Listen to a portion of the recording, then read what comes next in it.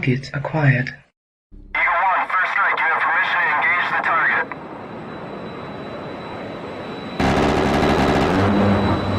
Warning: the following video contains explicit language which may be offensive to some viewers or inappropriate for children. The content within this video is intended for mature audiences only.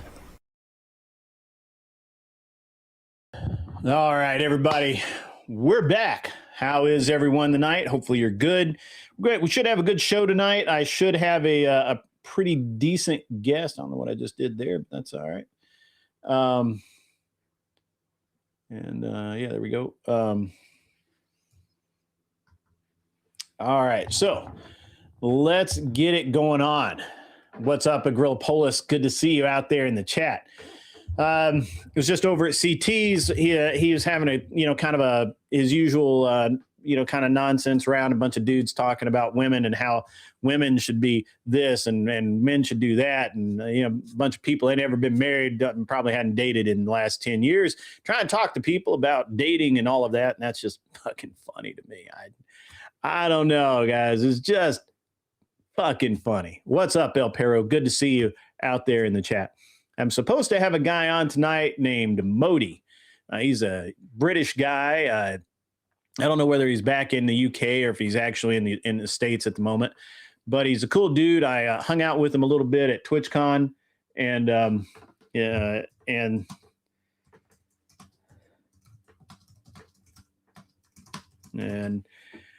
we'll see if he's still going on, and if not, then that's cool. I'll just sit here and I'll jam out. We'll make some shit happen. We'll talk about a lot of stuff. I'm a little hot tonight. I'm going to be honest. Last night I was chilling out. I was having a good time. And, because, I streamed earlier. I didn't have a debate last night. So I was out there. I was in my garage, and I was out in my garage. And I was working on my airplane. Mostly, actually, I was cleaning up, because I've made a big mess. I've been cutting foam, and the dust gets everywhere. And I'm getting ready to carve the nose for the Long Easy, and I've got to get the Sonore ready for paint. And just the weather wasn't very good for painting or prepping for paint. So I decided, cleaned up the garage. While I was doing that, I started getting out a bunch of stuff for my airplane. Like, I had the radios, and I've got the instruments, and I got all that stuff out because I've got to make a new instrument panel for the Sonore, and I was just really kind of just fucking off, right? And in the background I was listening to another streamer. I'm not gonna say who, and I'm listening to them, and I make a comment in their chat, and nothing big, no big deal. And the next thing I know, man, someone DMs me, and they're like, "Hey, do you know X is going on with that person? This and that and thing?" And I'm like, "No, fuck no, I didn't. What's up?" I get the lowdown. I can't talk about it, but I get the lowdown, and I'm like,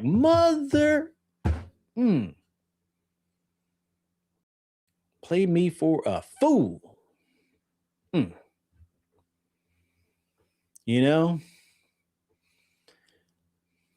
Just terrible, man. It's just terrible. And I was trying really hard to look at it in a positive light. You know what I mean? Like, I was really trying hard to think that, I have been, right? I've been trying to look at some very specific situations that are going on out there in the kind of the streamer world, in a very positive light.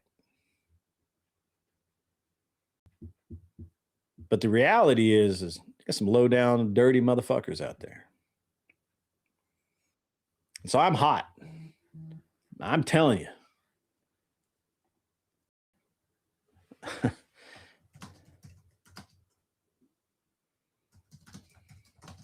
And my guest for tonight, he'll be here in a few minutes. He just messaged me.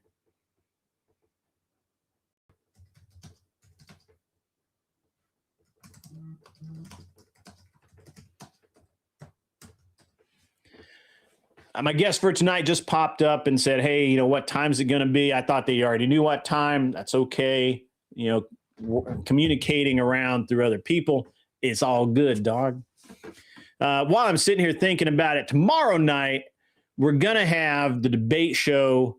The Signal Syndicate debate night is back. I'm going to give away $100. What's up, Johnny Dollars? How are you, man? Going to give away $100. We're going back to the format that Anson likes so much, where we basically you can pay to put certain people together. You can pay for various chat moves, I guess. I'll try to have a menu out for that by tomorrow. If not, we'll just verbally do it, and the mods can help out with that.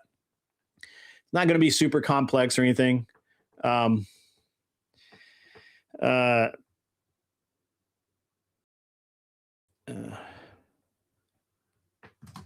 I'm communicating with the guest.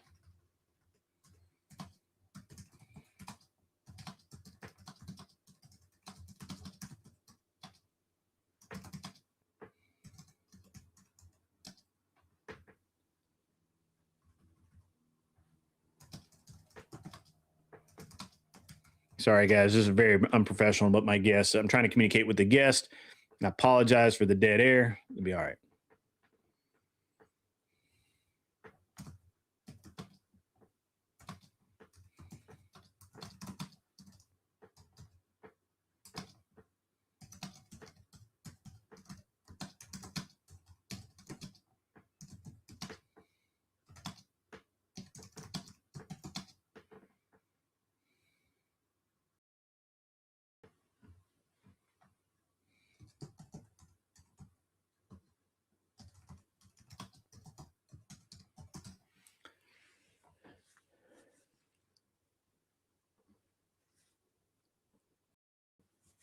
All right. So, all right, Johnny Dollars, if you're at work, that's cool, man. Yeah, just sent my guest kind of a heads up, you know. Andrew's back tonight doing the TikTok invasion. That's going to be rad. I sent him a link so he could pop on if he had time before the invasion, but I think he's starting pretty much the same time I am, so I don't think he'll be here.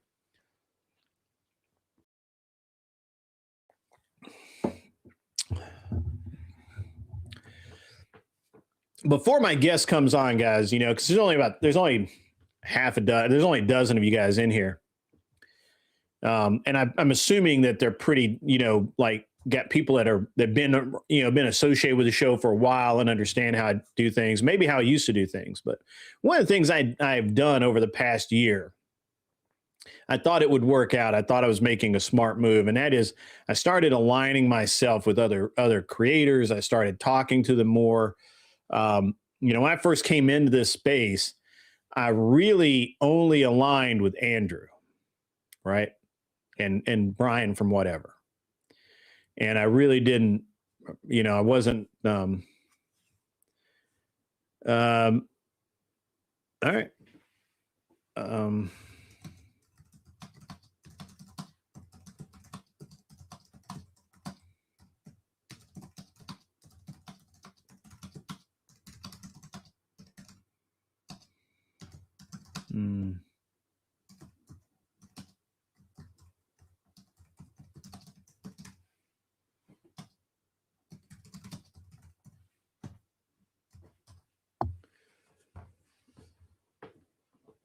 I speak easy doing a hit piece stream about me, not that I'm aware of.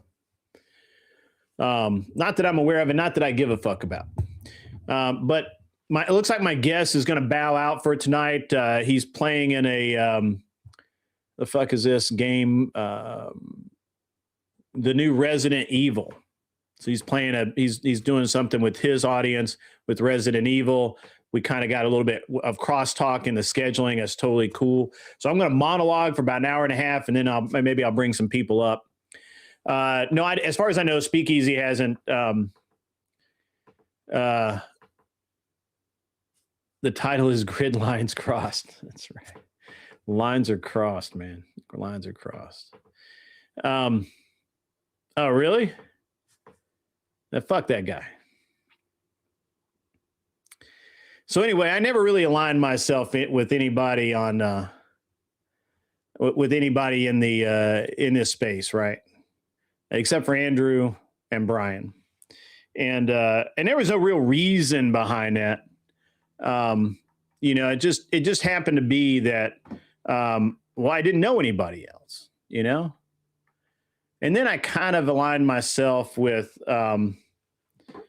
It kind of sounds like yeah, whatever. So anyway, I kind of, you know, I kind of started to, you know, kind of become friendlier with other channels and people, you know, and you know, for the last year, over the last year or so, I've really gotten a little, you know, I don't know, too aligned with other shows, right? I tried to stay pretty neutral, you know, but I have a low tolerance for people that like. I just have a low tolerance for a lot of shit. Now, you know, and I probably shouldn't have gotten as involved in a lot of this stuff as I have. You know, I kind of, the stuff with Jess White. You know, that was fucking weird, and you know, them, you know, this stuff with Speakeasy. That's you know, who gives a fuck? You know, like it just doesn't. I just don't give a shit anymore. It's like one guy. I'm going to be honest with you. Okay. Got to be honest with you. I'll go on anybody's show. I'll talk to anybody. Anybody can come here. Since day one, it's been that way. Except for Imperious and Jack. Some others that cross lines. I don't give a shit. Nobody's banned. I don't give a fuck. But I quite honestly no longer give a fuck. I no longer am aligned or siding with anyone except for Andrew Wilson and Brian from whatever. That's it. Not that anybody's done me wrong, you know, that other people haven't done me right. You know, Glenn Lawrence has been a great help. And I would be on, you know, I owe him a lot. And he's, you know, if he were streaming regularly, I would probably, you know, be more aligned with him. You know, I like Flow State, but unfortunately, or fortunately, you know, I don't go there anymore. He doesn't really come over here. Every now and again he does.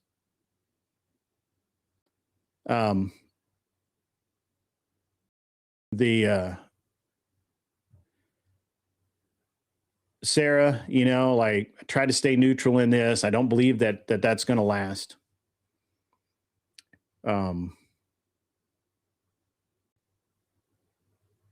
You know, Speakeasy. I've had problems with Speakeasy virtually since I came here, right?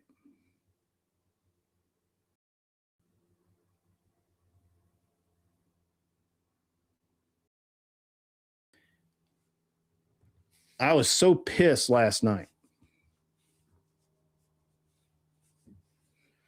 So pissed.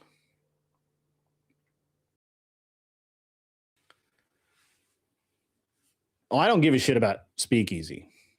I don't care about Speakeasy at all. I'm gonna be honest with you guys. He can say whatever he wants to say. He can whine however much he wants to whine. He can make hit pieces till the cows come home. I don't give a shit.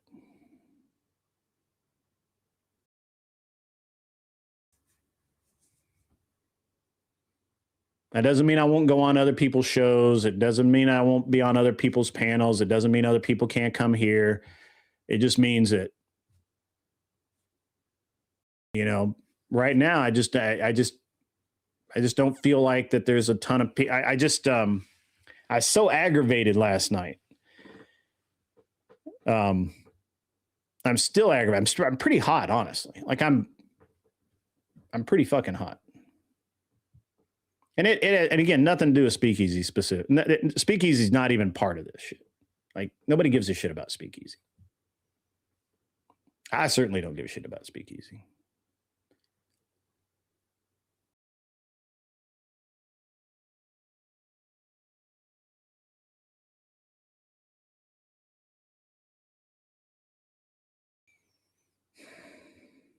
The problem is that none of those fuckers want to make themselves better. Bottom line. I don't see them making their shows better. I don't see them doing the things that it takes to putting in the hard work. I don't see them working on their production, working on their sets, working on their, making connections, meaningful connections, networking.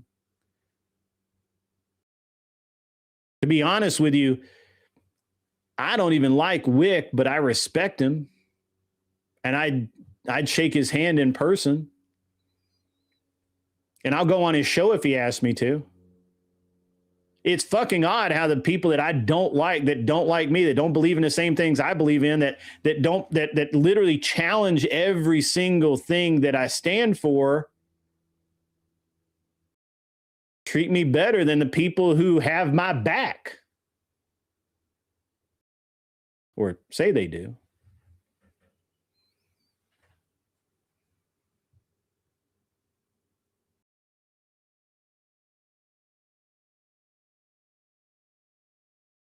Fucking Prime Kai, he'll argue with me, but at least he's, at the end of it, we shake hands and move on.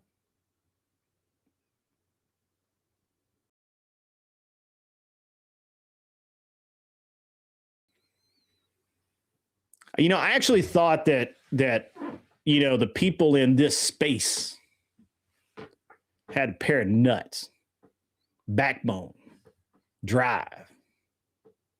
The people, the conservatives, the moral, the ones out there talking about, don't treat women like fucking objects, have some common decency.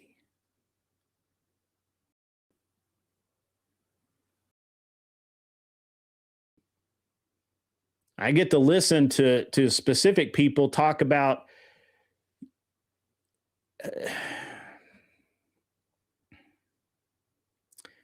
trying to live moral and all of these other things. And at the entire time they're saying that shit, the entire time, they're doing underhanded backroom shit.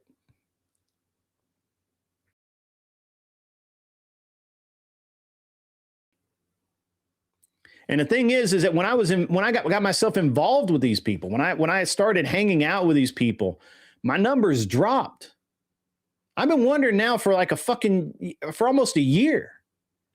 Like, why is it? Why is it that all of a sudden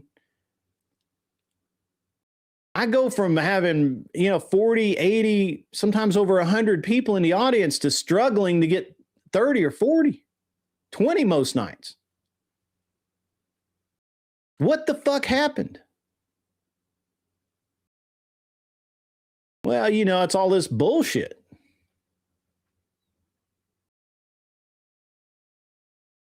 I'm sick of it, man. I see now why Andrew is the way he is. I see now why Brian is the way he is. I see now why Andrew can have a better conversation with Destiny, who he despises, than he can with people on his own side, or they're supposed to be on his own side, on his own team. Because he knows those fuckers are going to backstab him.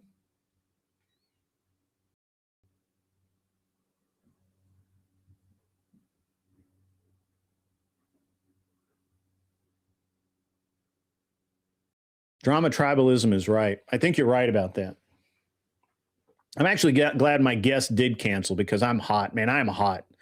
What I found out last night is that there's someone out there. I'm not going to name who they are. You will not guess. It is not Speakeasy.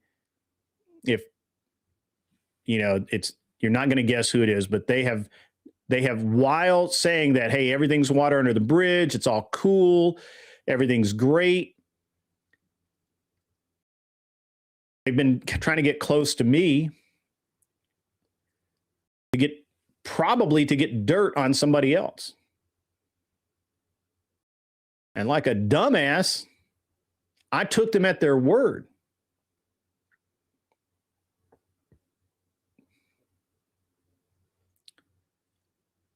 Like a fucking idiot. I benefited the doubt, right? That's what I do. Benefit of the doubt. Stay neutral. That's what I do.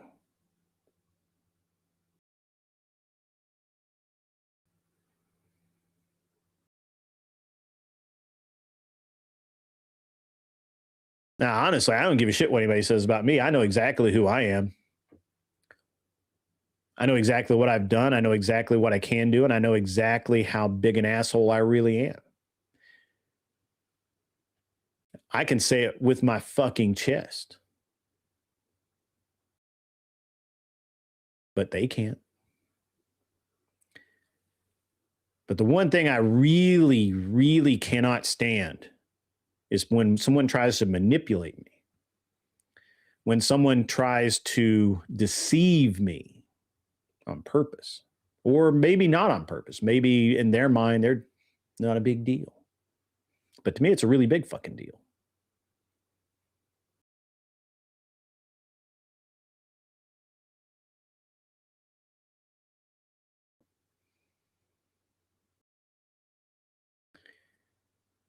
Right now, in this space, and this is no offense to OG, there's no offense to any of the other people that I interact with on a regular basis, but the only people that I will say that I align myself with, the only people in this entire fucking space and all of YouTube,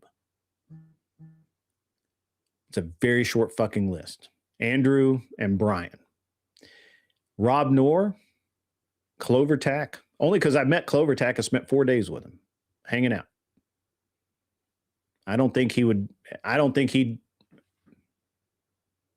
he would not do any of this shit. The cult trying to assassinate me? No, they're trying to manipulate me. They're trying to use me.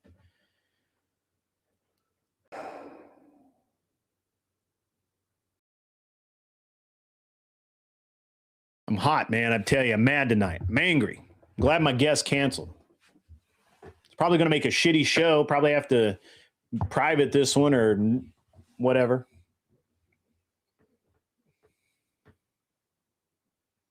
Some people are so trifling, yes. Some people are just dumb as fuck. They think they're smart. Rob did not get cooked at DebateCon.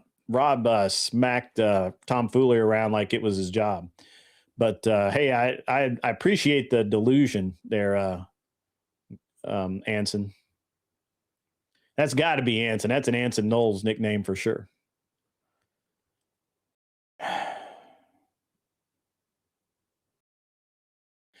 El Perro, I'm not really addressing the specific act. It's just, I'm blowing off a little steam, man.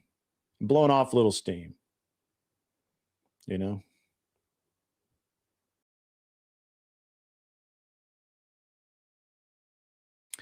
It's not even look, Bandit, I get it, brother. So here's the thing. The evil act is being perpetrated against someone else. The problem is that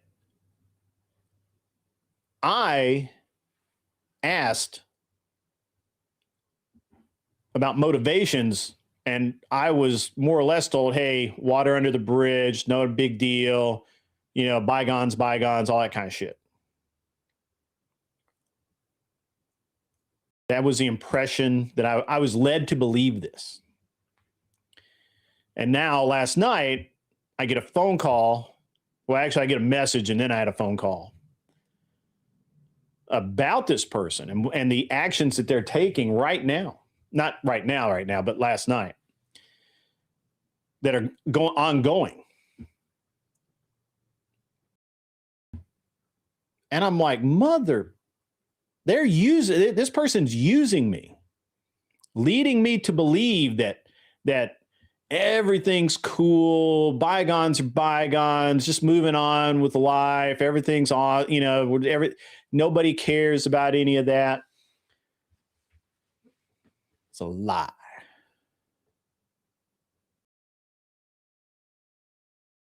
It's a lie.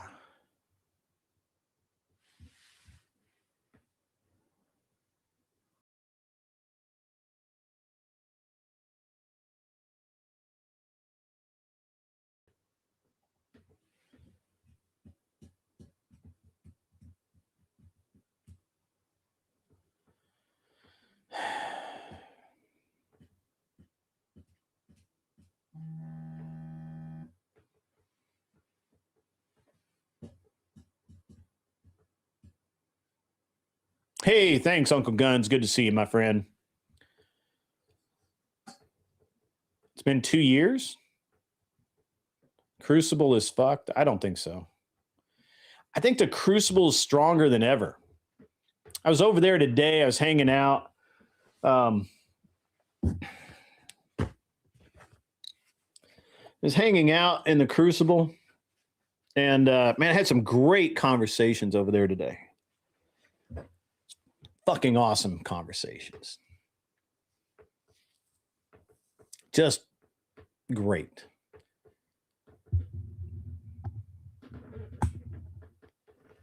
Bandit, I'm not going to get into who it is or what it is or anything like that, but all I will say is that I can't say anything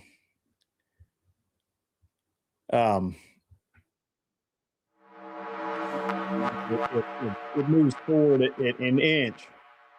I believe the curtain will be pulled back and all will be revealed. $20 comes in from the Department of Numismatics.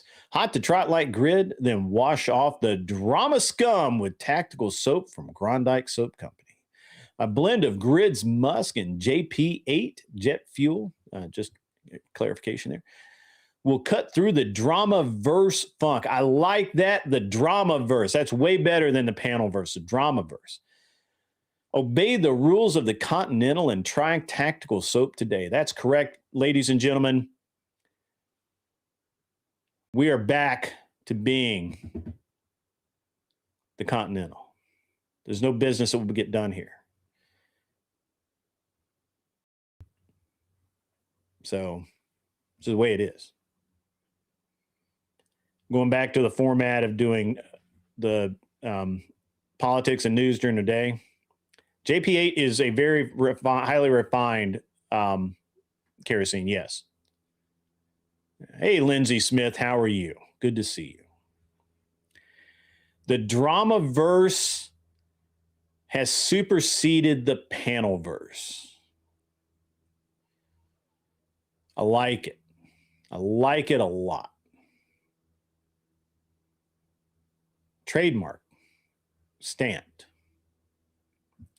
Bunch of cyber pimps for T-girls and rappers. No, that's not. The Crucible's actually, you know, honestly, I had thought, to be honest, I had thought that the Crucible, because I have not had time to hang out in the Crucible, right? Let me tell you how this happened. So I get up this morning and I was hot last night. I talked to my wife about this shit last night, and she's like, yeah, it sounds like some badass shit. What are you going to do? And I'm like, well, I'm just going to watch. I'm going to see what happens. She said, that sounds like a good plan. So I get up this morning, take kids to school, come back, and I'm working on my airplane. Today specifically is just more of an organizational kind of day. And So I'm moving shit around. I'm listening to Pilot Debrief, which is a really awesome YouTube channel. If you have the time and you like to hear about I listen to I listen to breakdowns of plane crashes because I think I don't want to crash my plane, so I want to understand how other people crashed their plane, so I don't do it. So, I'm out there today, and I'm just, hanging out. Everything's cool, and I got to a stopping point. I said, I'm going to go inside. I'm going to take a break. I come in. I get on my computer, and I noticed that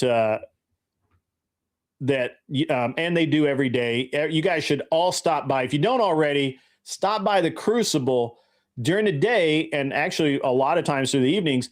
There'll be a voice chat, comfy VC or uncomfy VC. Take your pick. You go in there, and there'll be people debating. There'll be people just discussing things, all that kind of thing.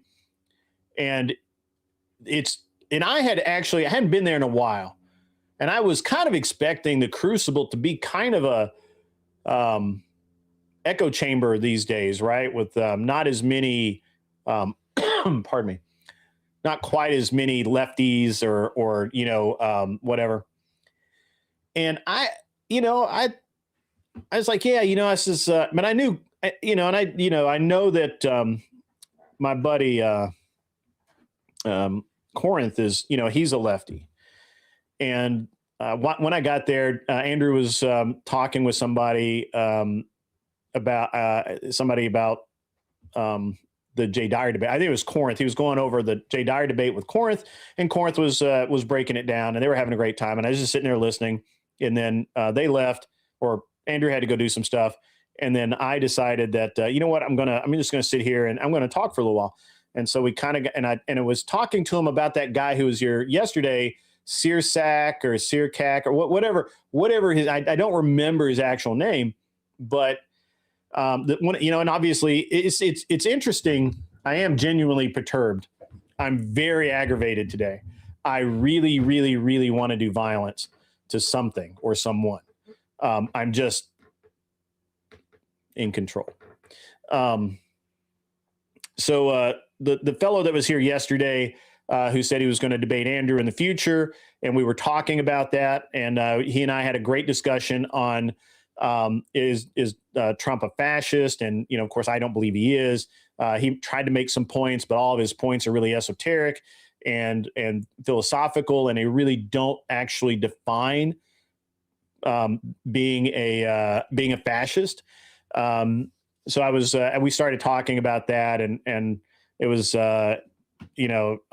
E said, "Hey, I don't have that on my schedule. I don't know that that's a real thing." And I'm like, "Hey, it's just what he said." And, we're just kind of, just shooting the shit over there. And I had a great time. So I encourage anyone and everyone to go hang out in the Crucible, in the voice chat, if you just want to listen to people debate or just want to talk or whatever, and they get into it, man. It's a great group of people, and it's not an echo chamber. I was, today I went through my, I believe Trump is a Democrat. I don't believe he's an actual conservative, but he's the best we could get into office, and I don't particularly care for Trump. I like things that Trump does, but I've always said I wouldn't want Trump as a neighbor. And it's easy to get banned. True. Yeah, on Discord. Yeah. Johnny Dollars. I think it might be easy to get banned. I've not been banned, but I don't know what that means really. So I got into it with one of the guys there. We had a great discussion about how he believes that Donald Trump is an actual conservative, and he actually made me defend my position that Trump is a Democrat, and I wasn't really ready with examples of policies that Trump has. I wasn't ready to defend that Trump is a Democrat with examples of his policies that were left-leaning or Democratic leaning. I did I don't think that, and obviously I wasn't prepared for that, but it's a very interesting thing. So you only come on to YouTube to make fun of people. I don't think I could bring myself to care enough about any of the stuff to get upset. I generally don't. I'm only aggravated today because I feel like that someone was taking, ultimately, it's someone who is taking advantage of my good nature and kindness in order to attempt to gain information or insight into somebody else's activities and business. And I would not have done that. So Caldy says he only comes on to YouTube to tell people their sound sucks. You passed the test today, Grid. It sounds great. Thank you very much. I've been fucking with my sound all week. Everyone's been telling me my sound is low compared to my guest, but I don't know why that is. I have like everything turned up about as high as it'll go. It could be because I'm running this through both voice. What is that? Voice. The fuck is that shit? Voice mod, and then I'm also running it through my Stream Deck. My Stream Deck runs the XLR. It could be that it's getting stepped on twice, and that's why it's keeping the volume low. I'll have to figure it out. I may have to redo my system. Lindsay Smith says, "Fooled you once, now you know." Yeah, absolutely, I do know, and I'm aggravated about it because I very rarely get put in these kinds of positions.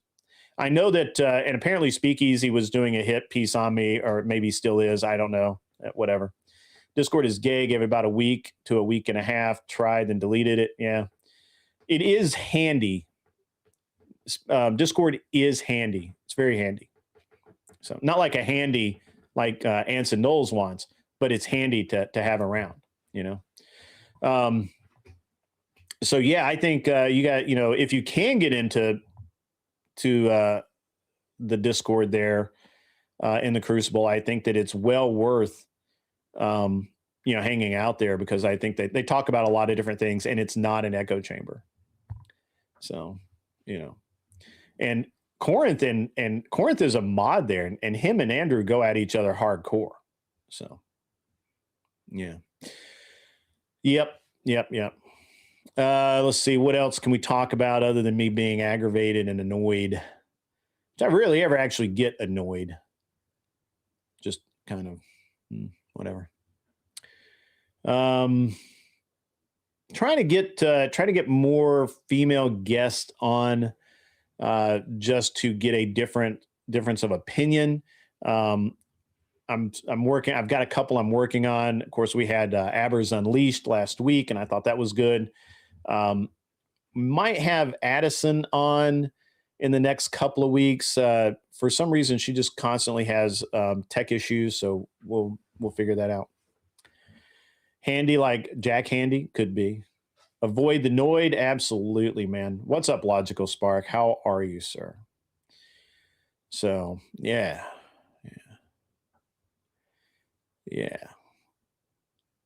Anyway, so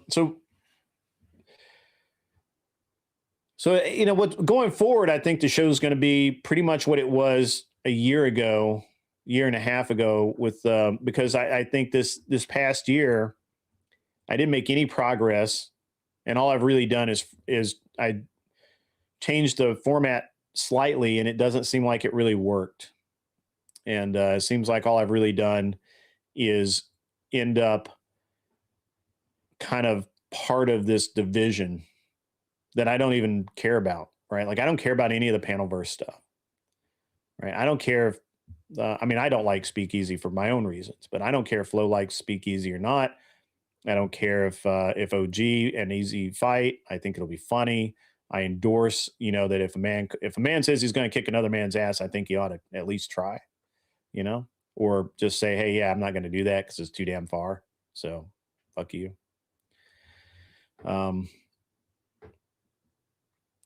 And I guess the real thing is that this is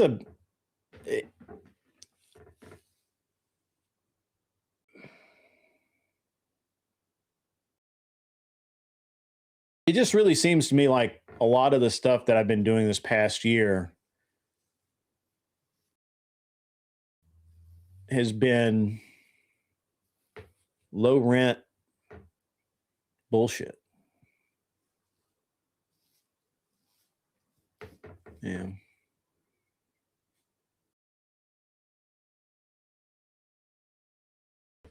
Yeah. Low IQ shit. I prefer the debate. I prefer the discussions. I prefer all of that. I don't prefer all of this nonsense. The whole I was looking back to this summer and I was thinking about the whole Jess White, are we not men bullshit. Them doing like 45 hours of hit pieces on me, like the fuck, like that's retarded. Like and the fact that I interacted with it at all was even more retarded.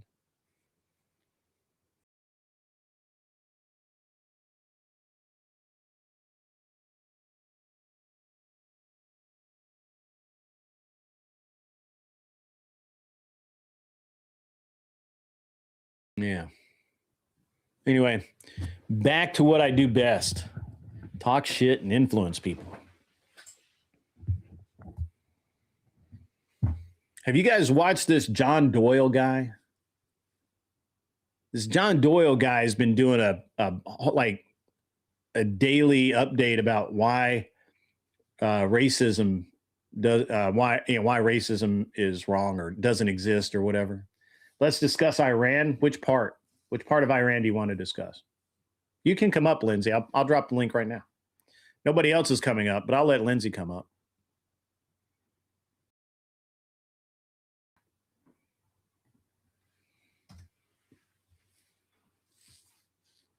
What do you want to talk about Iran? I haven't actually been following Iran, so I'll be glad to hear your position on it.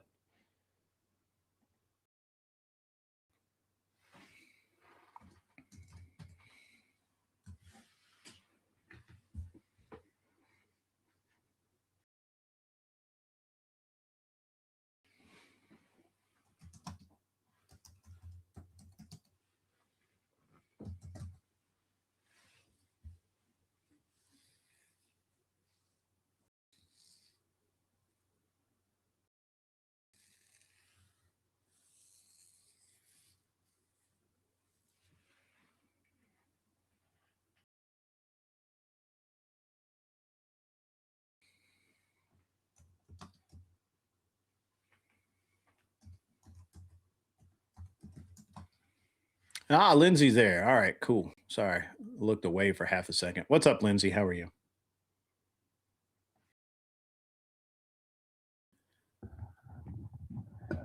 Give her 1 minute while she sorts out her audio, which is normal.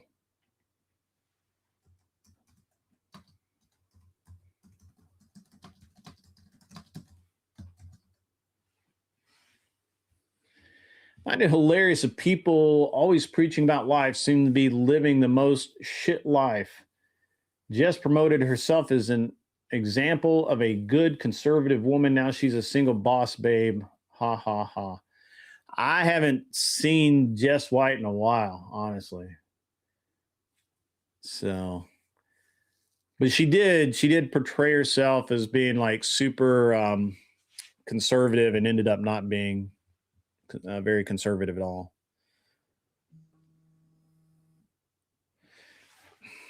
Give me 1 sec, guys. Somebody's gonna call me over and over again. Yeah. Hello. Hi, speaking with Donald. How'd you get this number? This is Anne with JP Pro Services, and we are calling because tomorrow we. Okay, this is a secure, ma'am. Let me stop you. Let me stop you. This is a secured line. Unfortunately, I don't know how you got it, but you're now going to be traced by law enforcement. So I would probably hang up now.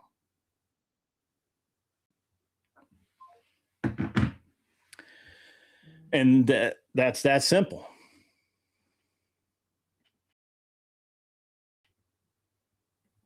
Watching what? No.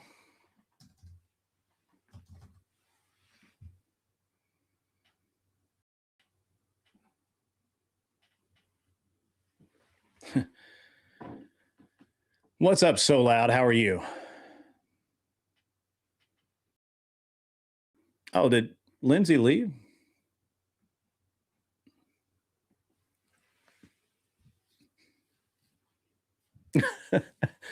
Yeah, absolutely, Lindsay. Come on. It's just getting your sound set right. It's no problem.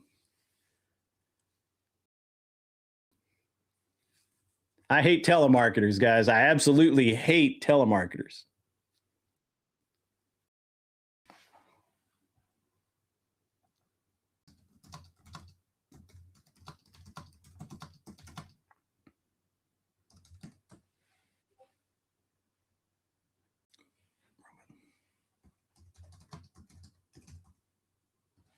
What the fuck?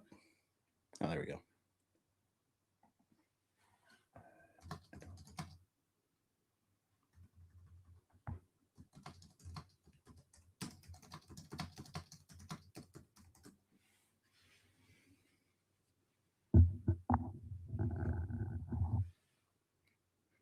All right, Lindsay's back. There we go. Can we hear you?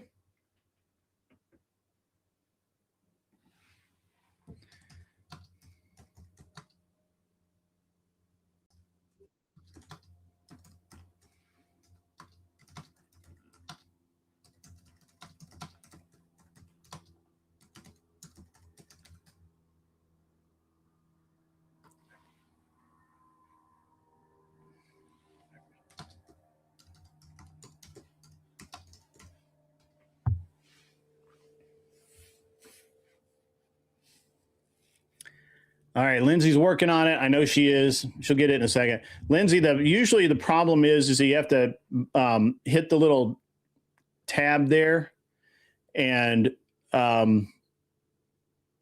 you hit the little tab, and you right next to the where it says mute, where the little microphone is, and then you find your microphone, and then that's usually what it is. So, yeah.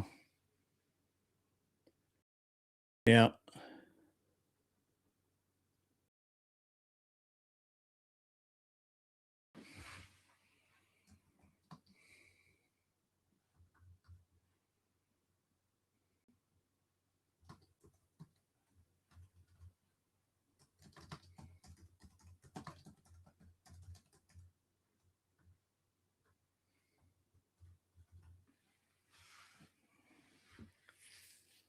Always say hello. You've reached Burger King on 10th Street. They hang up immediately. I love just telling like, hey man, this is a secure line. We got to trace it. Law enforcement's on their way. I prefer that. You know what's interesting to me is how many people have been Lindsay's gone again. She'll probably be back. What's interesting to me is how many people have been DMing me to let me know that Speakeasy's doing a hit piece on me. I appreciate it, fellas. I appreciate it. I do know that that's happening. I really don't give a shit. The worst thing he can say about me is I talk shit about him, and that's true. Speakeasy is a lying punk.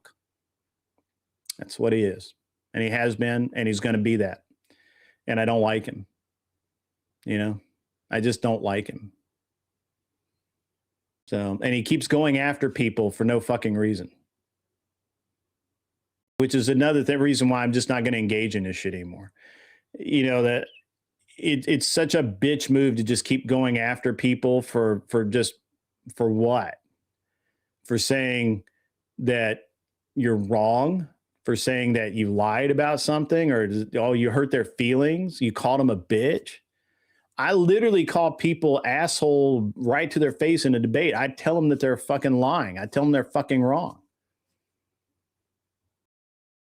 If I went around and wanted to like, wanted to feel a certain kind of way about people that feel a certain kind of way about all that people are doing is talking shit about me. Why? I'd never get anything done. Again, Jess White talked mad shit, 40 fucking hours of mad shit. I gave zero fucks. But when I confronted her, at least she actually had the balls to confront me, right? I don't know whose they were, but she had them. They were probably Are We Not Men's, to be honest. But even Are We Not Men and I squashed it, right? So, yeah.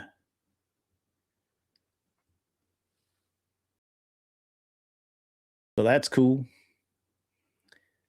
But yeah, I think he's really pissed because I've been, we did the debate show a couple of weeks ago, and then the last couple of weeks I've been busy or out of town or whatever, hadn't done it. We're doing it again tomorrow night, and he's threatened, which is fine. He's just bitching out as usual.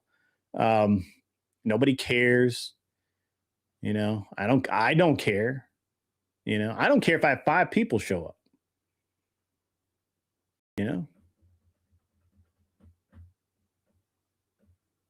But he does. At any rate, yeah, it's really awesome. It's because people like him offer no value with their content. They have to do drama content because they can't get views doing anything else. They have like 0 life skills. Yeah, it's probably true. Yeah, that's the other thing, man. I can't deal with this this drama stream viewership shit. I can't deal with it. It's not my thing. I'm a content creator. I come here and I create content either by actually talking to people or by saying shit that I thought of. Why is Easy losing it on me right now? I don't give a fuck. I don't know why, honestly. Marilyn, I honestly don't know. Probably because earlier this week on OGs, I've had a week this week of just been busy, had a lot going on, and just haven't had time to be as nice as I normally am. And I think the other day I was on, I know that I was, the other day I was over on,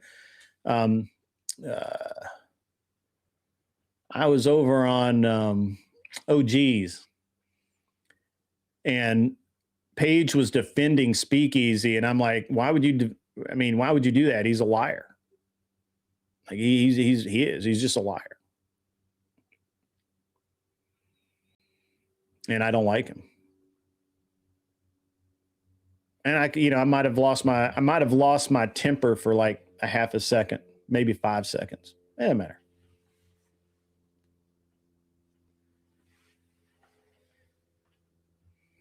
Good luck.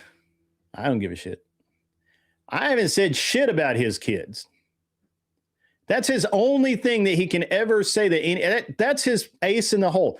If that motherfucker would ever actually be a man and talk about himself and not bring his kids and everything, nobody'd ever talk about his kids ever.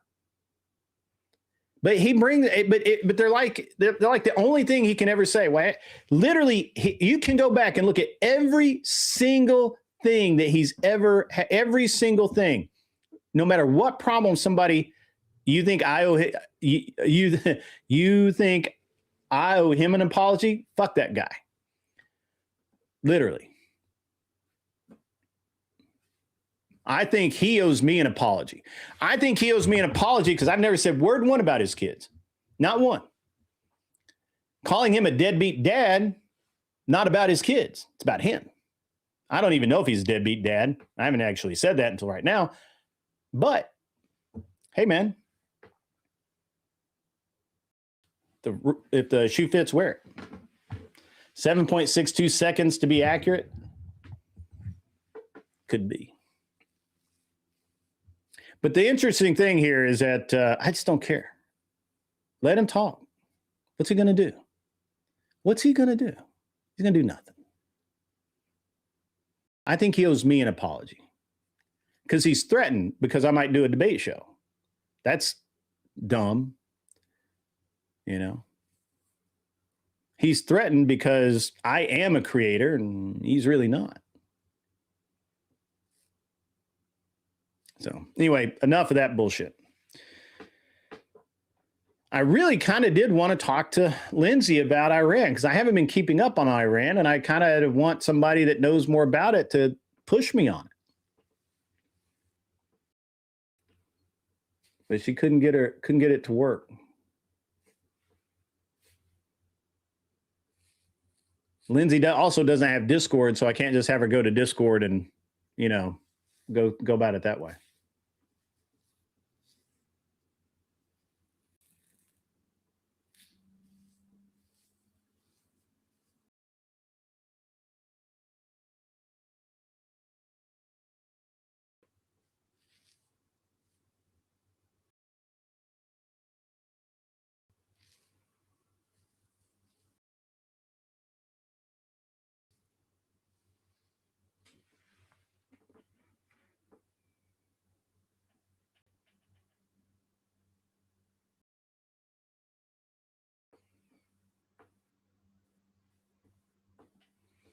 I kind of almost want to do gun prattle for the rest of the night, but I'd bore everybody to death. I kind of don't really want to talk about much else except, I can talk about other stuff. I just don't know what anybody wants to hear about. You guys got any subjects? I could bring the lefty back on we had the other night and give him another shot. He'd probably come back on.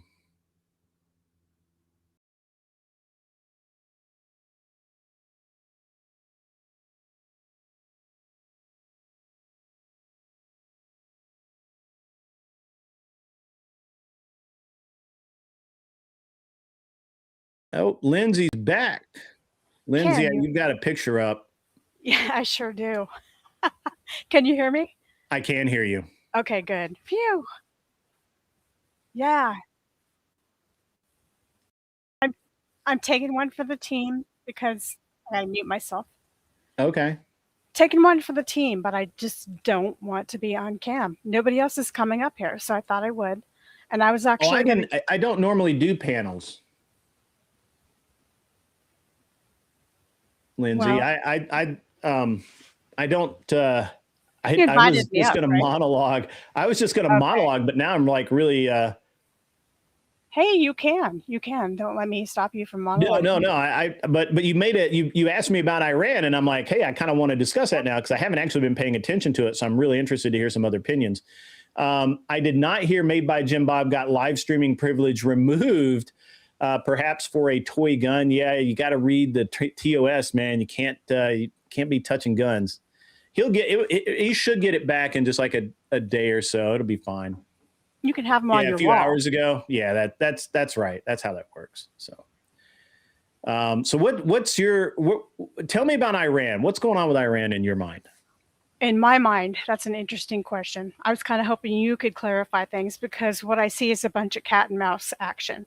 So they're in nuclear negotiations, meaning Trump wants to say you can't have them and you cannot have any more uranium. And here's what you can and can't do.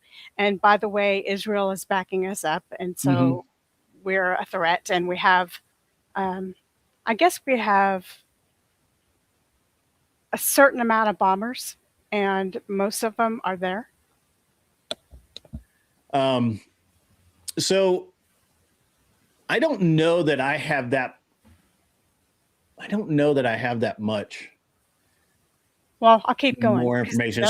My understanding is that basically, Trump is, Trump's basically saying, "Hey, this is the deal. Take it or leave it." There's no real reason for us to negotiate with Iran, especially since they have, historically they've been very.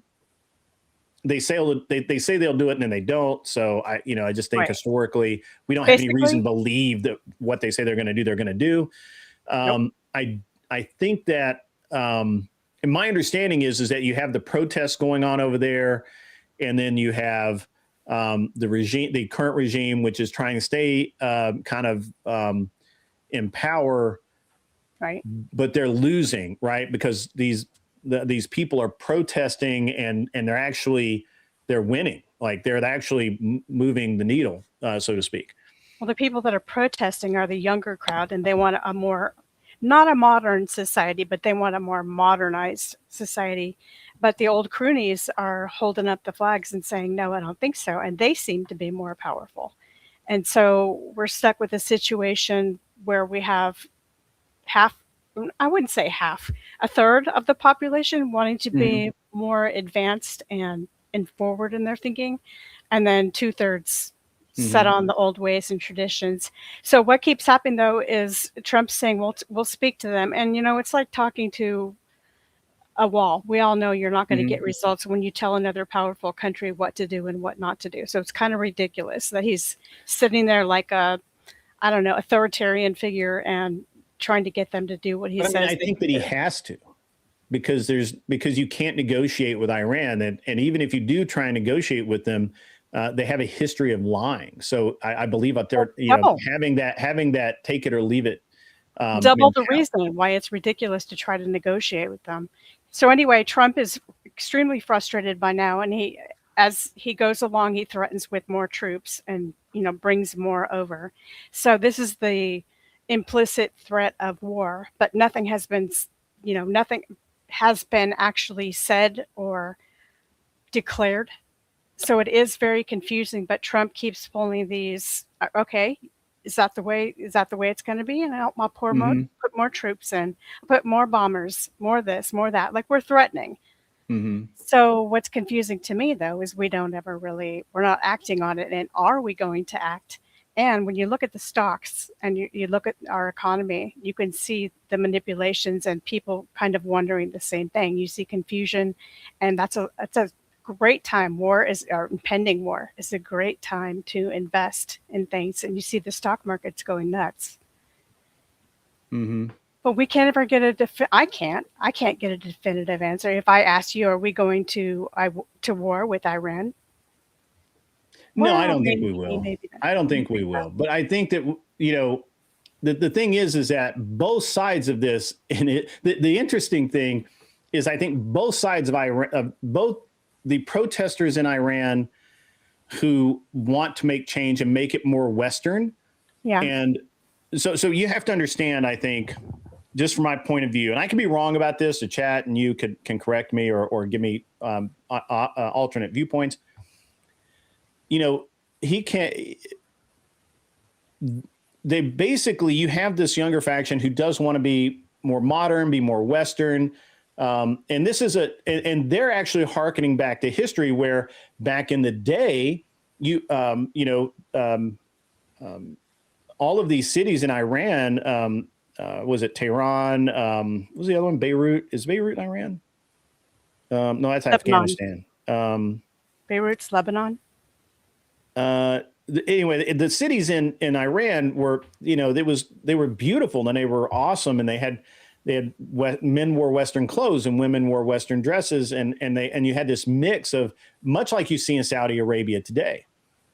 And then in 48, I think 49, somewhere along in there, the premier, or I forget what they call him, prime minister, whatever he was, the leader of Iran was assassinated. And Shaw. then that allowed the mullahs to come to power, right?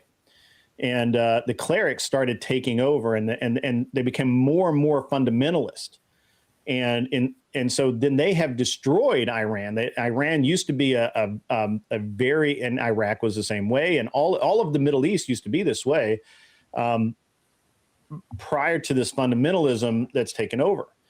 And basically, the younger generation want the fundamentalist, the mullahs, these people who want to start wars, and people who want jihad and want all fatwas to kill these certain people, and want all of these things. Those people, they want. I don't think they want. I disagree, Invisible Hope, that they want the Islamic regime out and the crown prince back on until elections can return. It's not. I don't think they want they want the fundamentalist regime out. They don't want Islam. They don't want to get rid of Islam, as far as I know. But they No. 1953. Yeah. Okay. Thank you. Appreciate that. I thought it was earlier. But when this, so Iran is basically, they're hearkening back to history and saying, we want to be a great nation again, a developed nation. And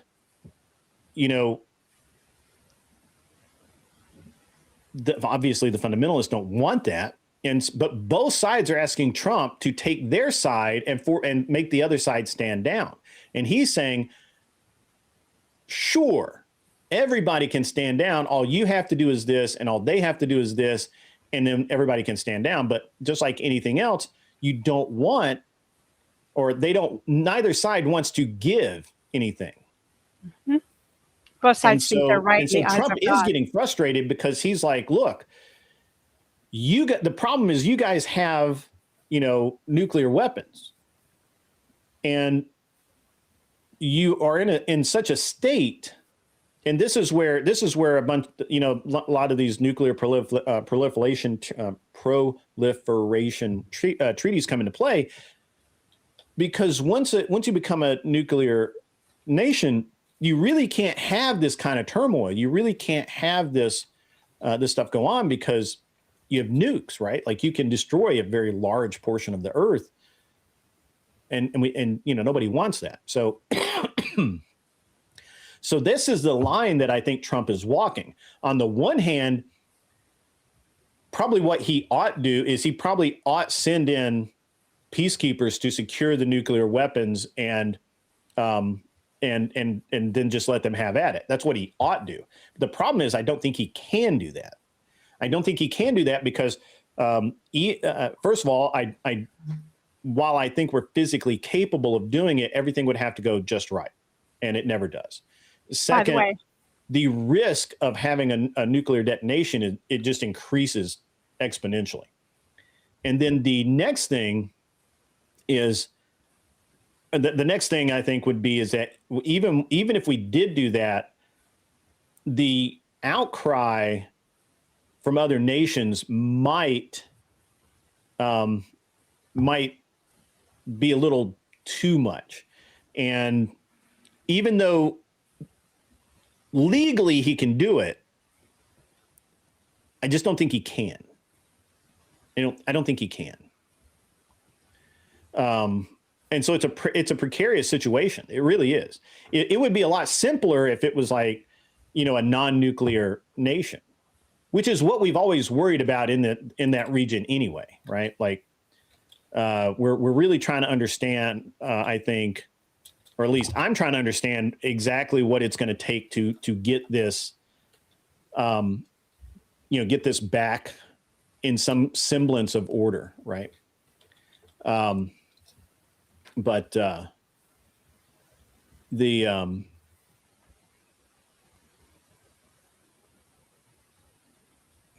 just can't. I mean, I'm trying to think of a clean way out of this, and there just really isn't.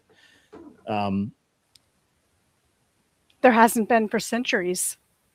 Well, it's worse now because we have nuclear weapons in place.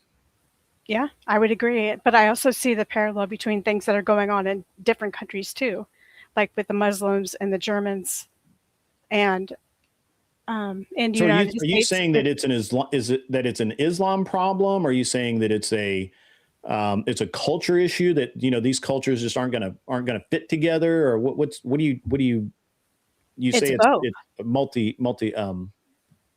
It's a problem. It's complicated. It has to do with historical. I do agree that it's very complicated. Yeah, so it has to do with historical leanings and battles and pride and all those ego, all those country things, and oil and resources, and I don't know, kind of fascist types of dictators telling other countries what to do. I mean, like you said, there's the division amongst the demographic at home, where there's like Shiites versus the Shias, or am I saying it right? Shiites versus the more traditional Shiites versus the other one? It's the other faction. Yeah, there's several different Sunni. Shia. Sunni. There's a bunch of different. The most prominent ones are Sunni and Shia, and they're battling. And you could say the same in the United States. We got liberals and conservatives, those who want to, have the Constitution stay as it is, traditionalists, and those who want to do the kumbaya kind of thing too, warring with each other. So not only do we have... I guess the problem really is that while I personally kind of side with I personally kind of side with the protesters here in that I do too. I think that the leadership of Iran has been corrupt and, ruthless and absolutely terrible for, and basically keeping their country one level above Stone Age for, 20, 30 years now. Right. And in a But constant state of war. These protesters are not to be confused with the hippie liberal Western mentality, though. Yeah, They're I understand. definitely- Yeah, these are actually mostly people who have watched their. So they're like. Is that Anson? That is Anson. Right. Hello. Hi, Lindsay. So How's it going? Anson has the keys, so he can. Pop up there. Yeah, he can more or less come and go as he pleases. Cool trick. So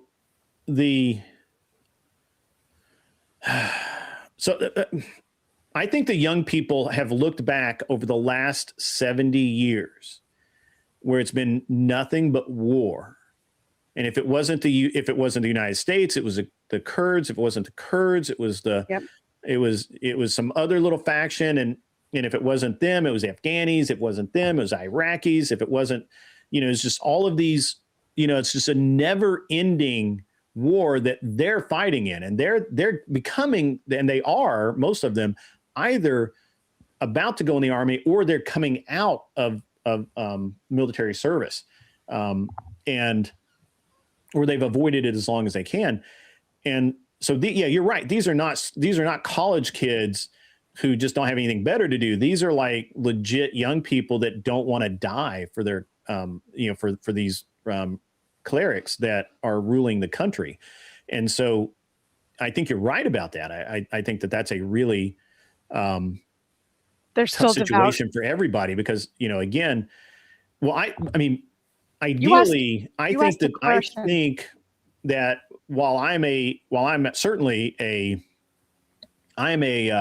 what's a word I would look for here? Well, I'm certainly I believe in a national religion, right? I believe in having a, kind of an integrated state, and religion to some degree. I don't believe that the way that the clerics and the mullahs have done that in Iran and Iraq, and Iran especially. I don't believe they're just so radical. They're so conservative. And the thing is that once they got into power, once they had the Ayatollah, and they understood the level of power they had, they were never going to give it up. And they're never going to give it up. They absolutely are not going to give it up at all. Well, you asked the $1 million question, which is how do you get two competing major factions in one country to peacefully or seemingly without blood in a reasonable way negotiate and maneuver and sort of, I don't know, dance around in a nice way so that one can outrule the other. There's just I think blood has to be shed. No, Lindsay, so y'all are both like parroting what I consider to be like the mainstream propaganda talking points on Iran. And I've got kind of a different. Yeah, I mean, I'd like to hear your viewpoint. Please give me your sources too when you're done. Yeah, well, okay. Thank you. I have a couple of days ago, I watched a video from I think 2004, 2003 of Benjamin Netanyahu speaking to members of our government, talking about how Iran was going to have a nuclear weapon very soon, like 25 years ago, right? Mm-hmm. More than 20 years ago, and talking about how they were capable of having a nuclear weapon and how they were a clear and present danger. But Iran has publicly stated several times that it's against their religion to do that. But the talking point's been beat over and over and over and over again. And even though it's known that they've had the capability to do it, they haven't done it. They've demonstrated courageous restraint and responsibility, yet we continue to go after them like they're going to. And the only reason, from what I can tell, that they've enriched uranium beyond the point that's needed for nuclear reactors isn't to build a bomb. It's for negotiations because they're being threatened by foreign powers like Israel. What it is, it's not about theocracy. It's not about the freedom of the people. It's not about any of the things that we're talking. From my perspective, it's a regional power struggle between Israel, who wants to be the regional hegemon, and Iran, who wants to be a regional hegemon. And they're basically like in a battle trying to take out each other's proxies. And Iran has done a really bad job. And Israel's done a really good job of aligning itself with the United States and basically using the United States' power to basically beat up Israel's enemies so that it could become the regional hegemon. Like it's a regional conflict that we have no business getting into. And that's the way that and all this talk about what you were saying, Grid, about they used to be dressed like Westerners and they had a more civil society, kind of like the people who live under the kingdom of Saud. Well, I think it was often referred to as the Paris of the Middle East. Yeah. Well, it was a that land wasn't of culture and education. And the reason why that failed is because it was artificially imposed on them by the Shah, which was an American puppet. It's not like the Kingdom of Saud. Saudi Arabia has a legitimate Muslim monarchy that goes back a very long time, and the Shah did not have that legitimacy. I don't think that's correct, though.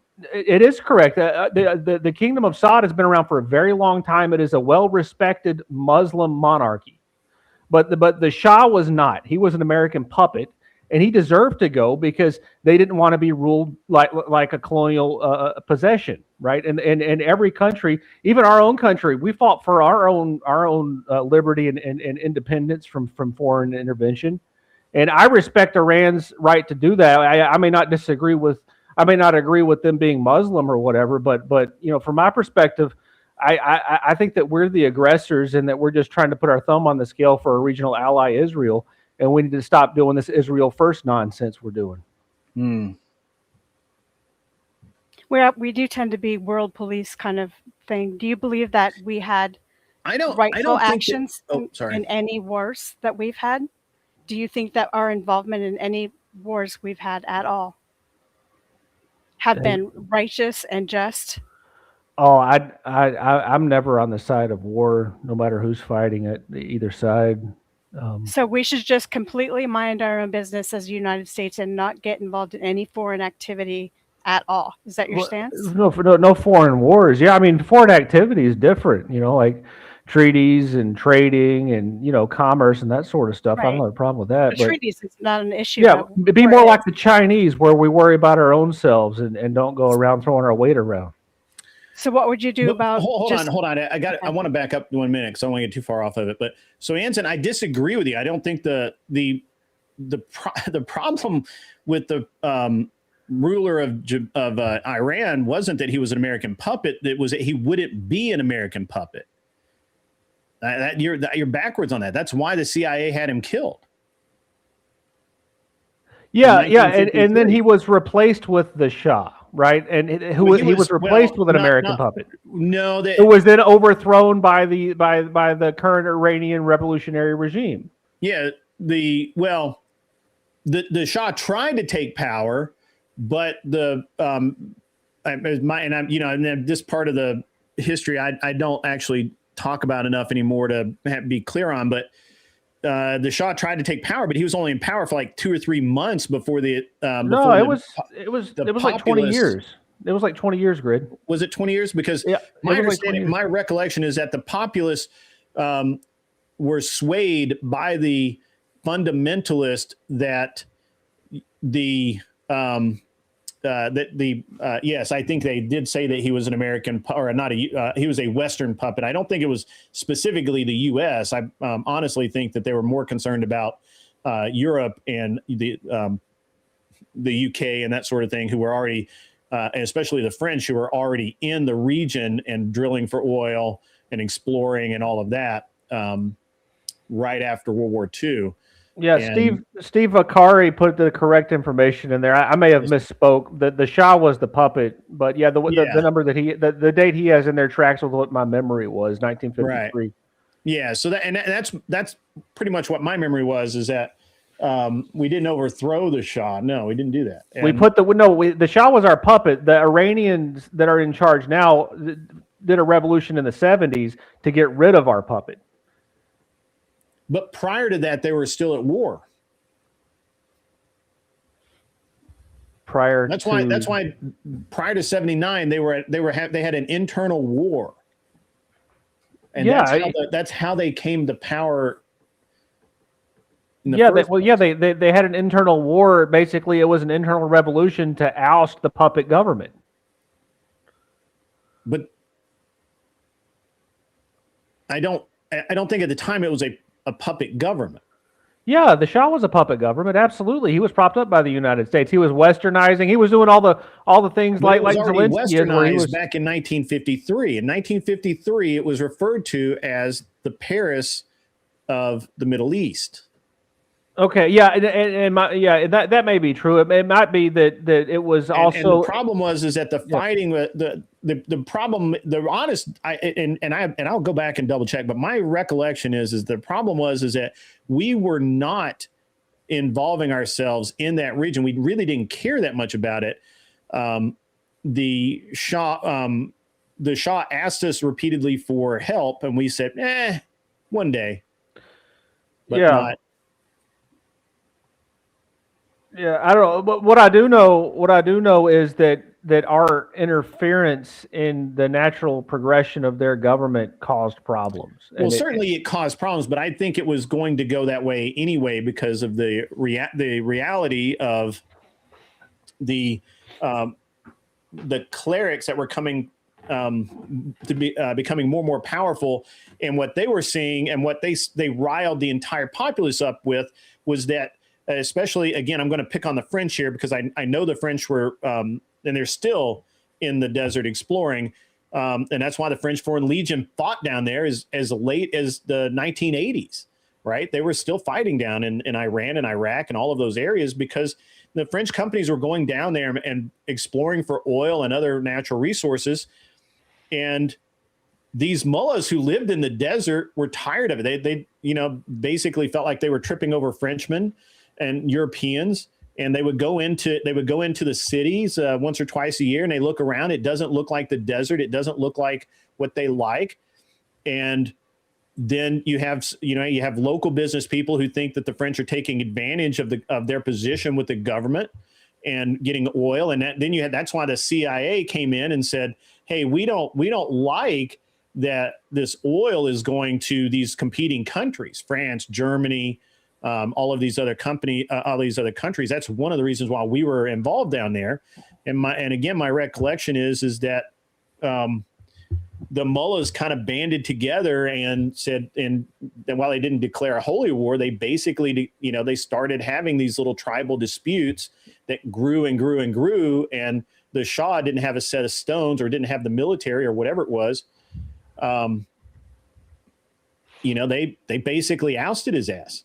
Well, from what my understanding is it's more that the Shah was liberalizing at a rate that was too fast for the population to be able to comprehend. It's kind of like the left was doing with us over the last decade with all that Skittles nonsense. I don't know if he was liberalizing, but he was doing business with the I don't think, they were a Western country. They already had women in dresses. They had men in suits. They had bars. They had all of those things already back in 1948, 30 years before we really start seeing. Yeah, but the culture didn't change, Grid. It's kind of like Turkey. Turkey did the same thing where they Westernized under Ataturk, right? And they basically had a massive transition into a more Western society. But the current government has repealed some of that and gone back to the more hard line because the culture, like at its essence, didn't really change. They didn't start respecting women like the way that Westerners do. They didn't, they don't treat domestic DV like the same way Westerners do. Like there's all sorts of other things that these Muslim countries aren't really changing at their core.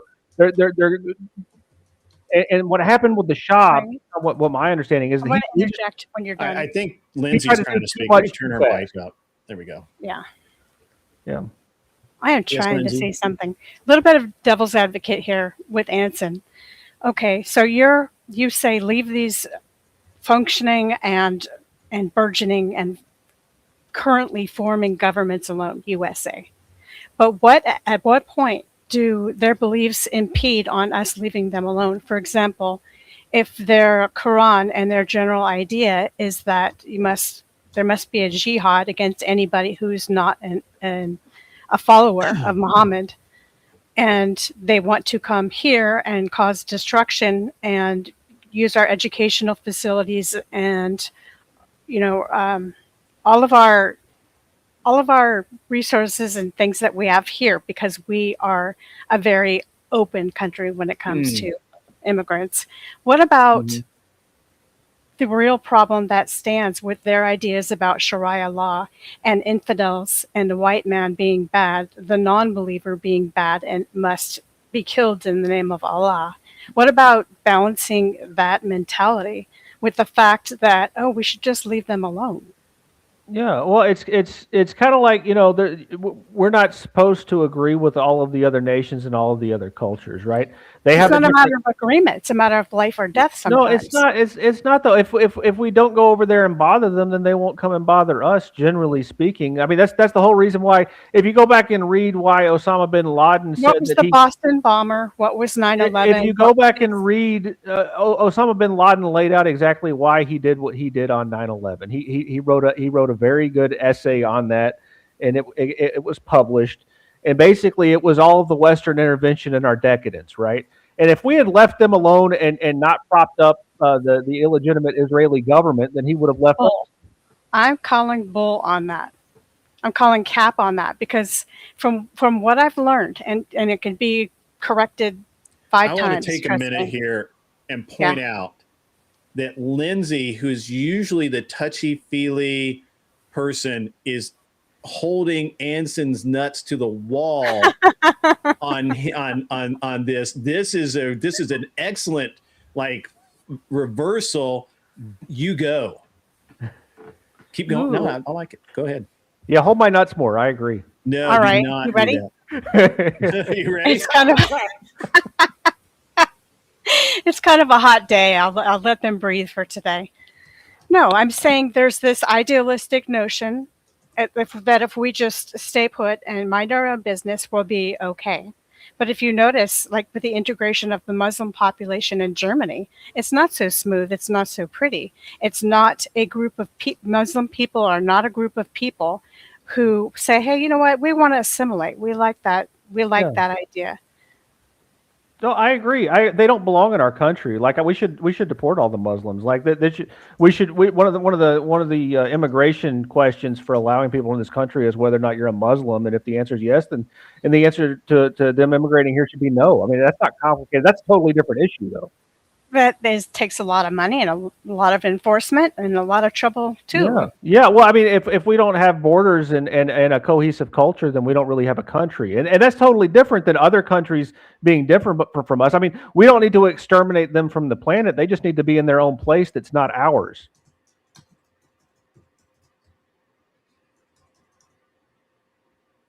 Oh, her mic went dead. I thought I heard a beep. She lost her signal. It doesn't have any more bars on it. That's all right. Doesn't have any more bar. Oh, yeah. Yep. Well, anyway, I mean, Anson, I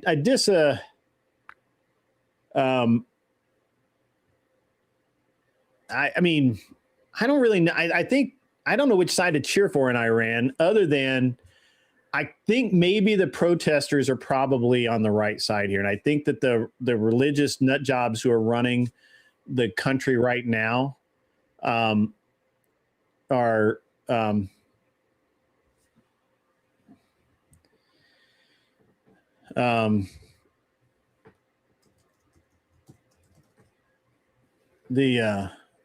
don't know. I recall very vividly, Grid, reading in a newspaper. You remember newspapers?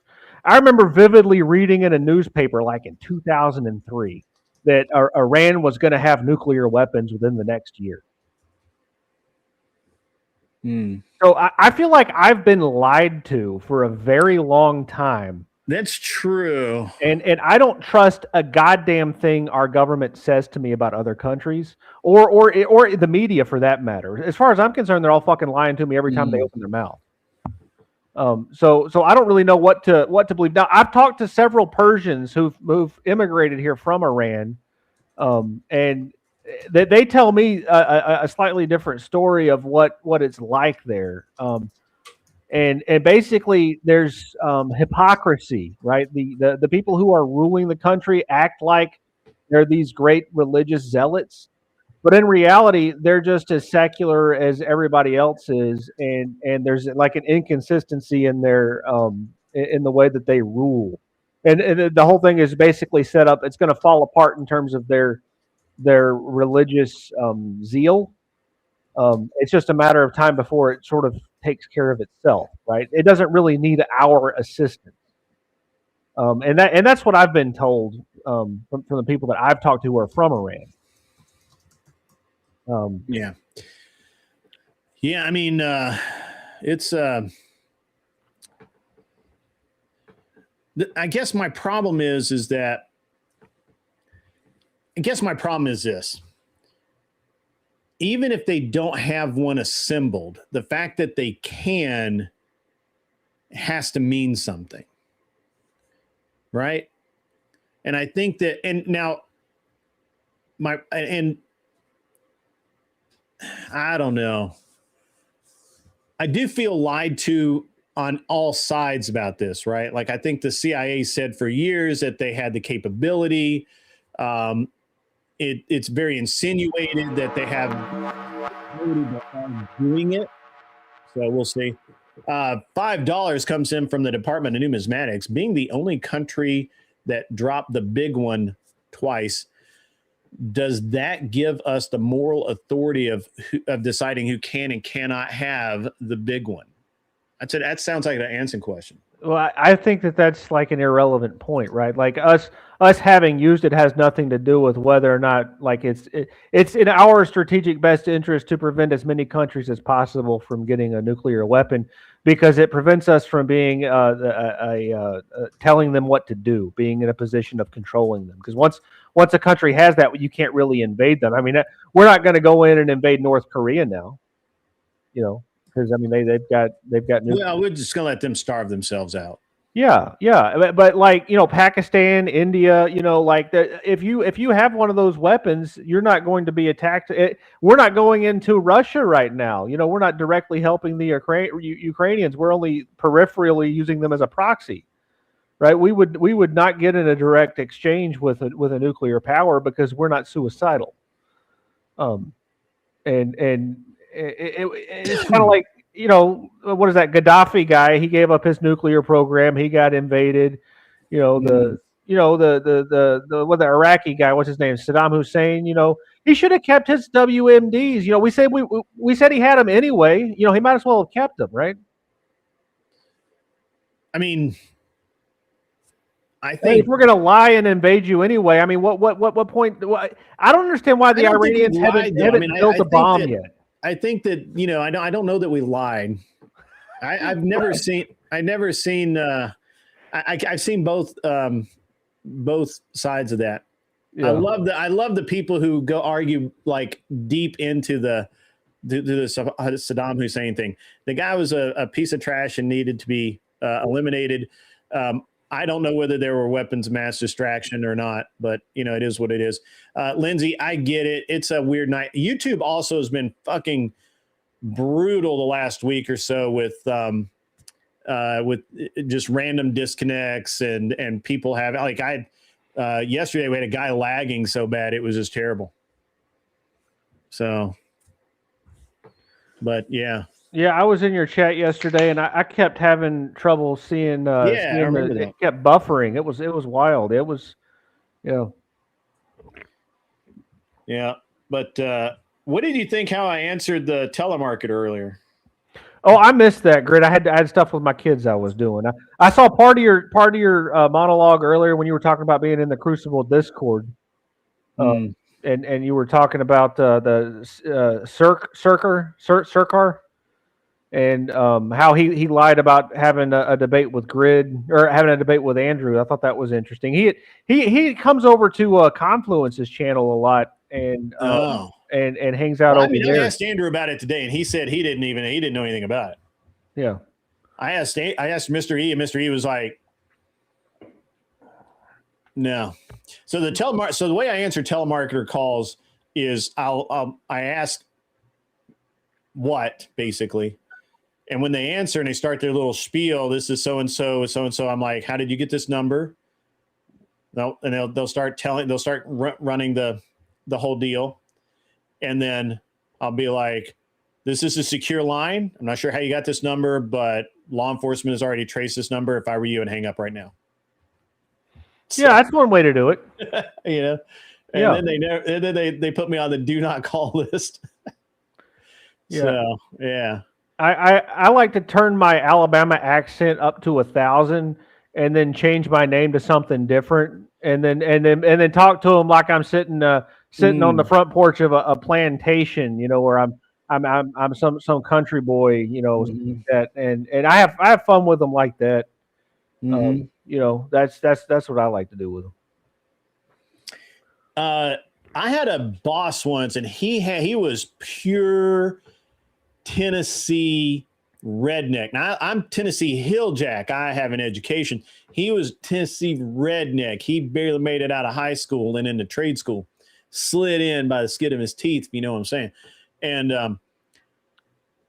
he would get this. He would get a phone call, and it'd be some penny stock guy from like Brooklyn or somewhere. Call him Nashville area code to get to get leads or whatnot. And the minute he heard that, he would go straight corn pone. Well, I put my money in pork bellies. It's like, I'm highly invested in pork bellies. I don't know anything about what do you say? Something technology. No, I don't know nothing about that, but brother, I'm telling you, man, pork bellies is where it's at. Yep, that's it. That's how you do it. He would just, I mean, he had me rolling, man, like completely rolling. One day with that shit, it was too good, and that was fine. So, but yeah, I don't. It's teach your own, yeah. So you're doing debate show tomorrow night, Grid? Yeah, we're doing the debate show tomorrow night. We're going to do it. I don't know if you were here. You obviously weren't here when I said it, but we're going to kind of go back to the way we were doing it, where you could pay for chat moves, you could pay for matchups, but if it didn't happen within a specific time length, I'll just go ahead and do it. So we'll have the chat, spamming for that sort of thing, which I think is probably why Speakeasy's all pissed off and got his nuts in a ringer. First, I insulted the shit out of him on OGs earlier this week. Yeah, I just don't like him, and I think he's a liar. And then I announced I'm doing my debate show, and I've been like promoting it and shit rather than just like springing it. But I think we'll do it like maybe every other week or something. I don't know that I really give a shit enough to do it all the time, but it's maybe we'll do it every other week. And my summer is my summer is going to be super super busy with all the traveling and the shooting and all of that. So. Yeah, that's cool. Yeah, I noticed you've been doing more gun stuff. So yeah. Well,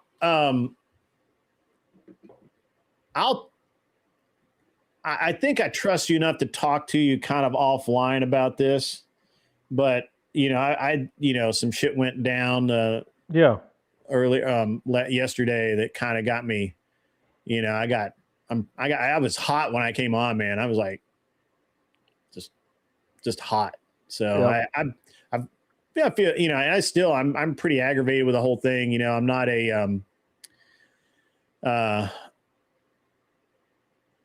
I don't think I like any of this shit.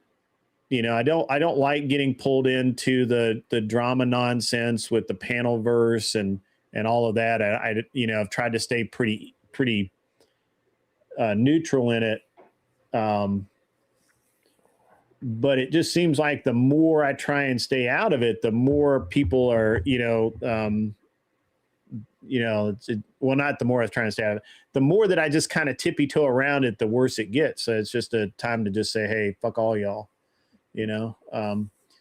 not like I just don't think I'm going to align myself with anyone,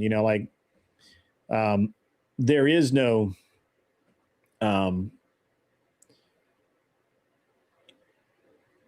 I mean, I know this is going to sound kind of harsh to say out loud, but I mean, right now, as far as I'm concerned, other than Andrew, Brian, and Rob Noor, not aligned with any other creators. Well, drama anywhere it exists, it's been my experience that it's a symptom of decay and lack of substance, right?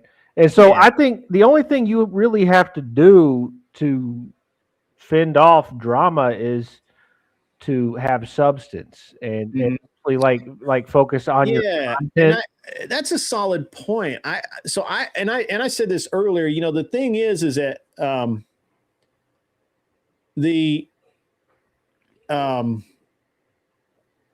there's a look. If other people start drama, that's fine. I don't want to participate in it. I don't want to be a part of it. And I certainly don't like my stream getting caught up in it. And I think where I kind of deviated over the last year, right? I've been on a lot more panels. I got involved with all of this nonsense, back and forth, and which I never did before. And the difference between me and I feel like, and look, anybody can roast me for this. I don't give a shit. I am a content creator, right? I'm not reviewing other people's shit. I barely ever even put a video up. When I do a debate, it's a real debate. I'm not fucking around. If I have a guest on where it's an interesting conversation, you're going to get something out of that conversation if you watch it. And I'm just not, I don't need a drama farm. Yeah. Well, then don't. Just you can control how much you go on these other panels, Grid. Like you can just not go on them, and I didn't that much before, right? Like I would go on for like stress relief or whatever, right? Just to hang out and chill and be cool. But what I'm finding is that I become the content for them. Yeah. And often it's not the creator, it's some shitbag in a Discord that forces them to engage. That's interesting. But yeah. I mean, and people can not like me. That's fine. That's totally cool. I don't give a shit. But I think that, I'll tell you as much as I can because it's got to keep. I've been not sworn to secrecy, but don't feed the drama any more than it already exists. But right? I was put in a situation where I was told that by a person that, hey, bygones are bygones, water under the bridge, blah blah blah, all this nonsense. But the reality is that my belief is the only conclusion I can come to is I was being used as and manipulated to provide potential information on somebody else and or be used against somebody else. And I found out last night, discovered, some things were revealed, and I was fucking hot. Like I was hot. I'm still pretty pissed about it. Yeah. The wrath of, who's this? Oh, hang on. I can't see that. The wrath of reason.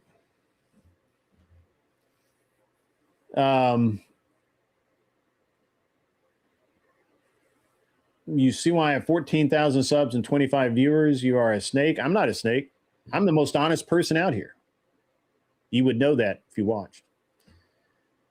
After the crap I pulled yesterday, he's talking about on OGs. All respect for you and your channel are out the window. Peace. Yeah. Go the fuck away. Don't need you. Yeah, so that's why I was saying, like instead of like engaging or pulling up those people who are, you know, basically causing problems for you in your chat, like focus more on the content delivery and making a good product. You know what I'm saying? Mm. Like fuck whatever they say. Yeah. Seth makes a good point here. The fact is, regardless of whatever intelligence is shared between these countries, America is always going to get the brunt of the criticism being the world's police. I think he means. I think he was typing fast there, and having where's the rest of it? The military to actually the do actual something. military force to actually do anything. That's true. Yeah, and it's pretty interesting, you know. Yeah, I don't know. I think he's right about that. But we ought not be the world's police, though. That's not how. I agree with you. I say that all the time. I don't think that. I really hate that we're considered the world police. I really hate that. Well, it's unconstitutional for us to fill that role. Like true. That's true. Like if true. If you're like, and you're a constitutionalist, right? Yeah. Yeah. You know? That's why I hate it. It's not part of the Constitution. It's not part of what makes the country great. Yeah. And somehow after World War II, we decided that this is what we're going to do. Yeah. And it's really not.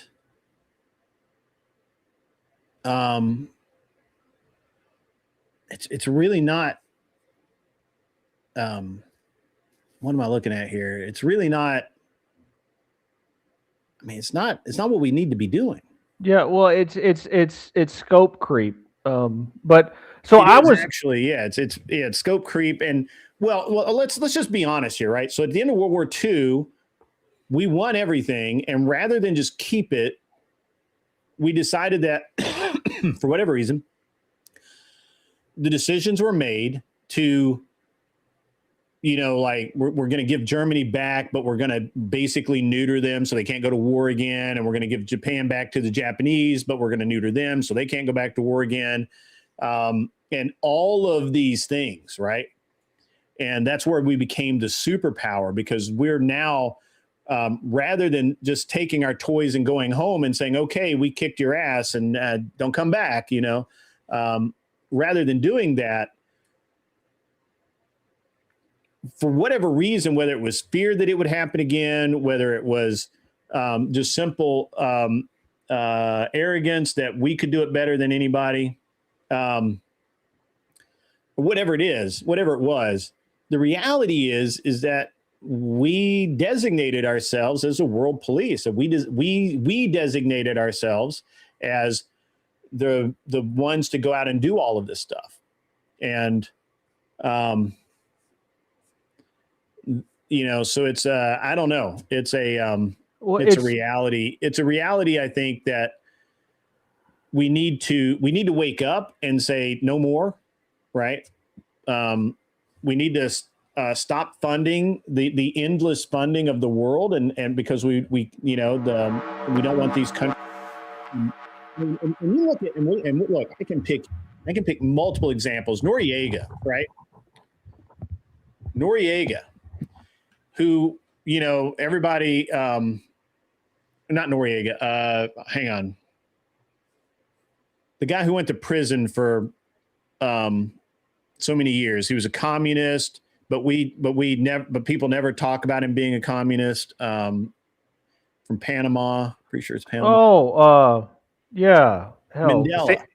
I thought I had Sandinista in my head for some reason. Yeah, Mandela, Nelson Mandela. I don't know why I said Noriega. Mandela. Yeah, no, you're talking about South Africa, not Panama. Yeah, okay. So, what's it, Mandela? Nelson Mandela was the president of South Africa who was in Yes. prison for being a communist terrorist. Yes. And then and then they were going to let him out of prison if he would swear off doing terrorist shit. Let me read this really quick. $2 from Raging Patriot. I dislike the drama verse and Canadians name easy. Well, I mean, you're not wrong. We're not going to be a part of the drama verse anymore. The drama verse can go fuck themselves. So there you go. Toe Knuckles says, "Don't be confrontation avoidant." Yeah, he's just trying to goad you into. I don't know what he's referencing there. Anyway, Yeah. but Mandela is when people talk about Nelson Mandela, he's a man of peace. He's a man of he's a man who suffered in prison for his beliefs. And they never mentioned the fact that we should never have gone down there before. South Africa had a space program prior to Mandela. Yeah. I don't know why I keep saying Mandela, but Mandela. Literally, it's crazy. Yeah. It's crazy how much you get somebody in there and they can destroy a portion of their country or the world, really. South Africa still hasn't recovered. Literally his stated purpose was to destroy all white-owned businesses and run them out of the country. Yeah. That was his stated purpose. Well, we got the same thing going on here. We cheered him in this country. We got the same here and didn't he get a presidential medal or some shit? Yeah. They made the people who imprisoned him out to be like bad people. Yeah, they did. And that's what you're taught. And so the same thing is true the rest of the world over, is that you only know what you're kind of told. And so we, the United States, write this nonsense. Like, we write it. The leftists change it around so that communists are no longer communist. It used to be an insult to call someone a communist. Right. Like 15 years ago. I mean, it was still an insult, and it's not anymore. But so dude, there was literally a table set up at the university that said, "I'm a communist. Come ask me why." Yeah. You want to hear something wild, Grid? Yeah, man. So today, my son had a Black History Month presentation at his school. Mm. It involved the kids in the theater putting on a skit where the black kids put on a white face and did a white face minstrel show. The fuck? You know what blackface is, right? Where yes. So think the exact opposite of that, where they do caricatures of white men being black people. Mm. And my son told me about this, and he's aware of the situation of what the world's like, and he was disgusted by it. But public schools basically now and then they did the whole like Black National Anthem thing. Are you familiar with the Black National Anthem? No, not familiar with that. Oh yeah, you got to spend more time in Black communities, Grid. So what you're talking about Mandela and the Black reactionary stuff, that's happening in the United States. It's been that way for a very long time, and there are just as much as many anti-white racists in the United States as there are in South Africa. We're not any different. Hmm.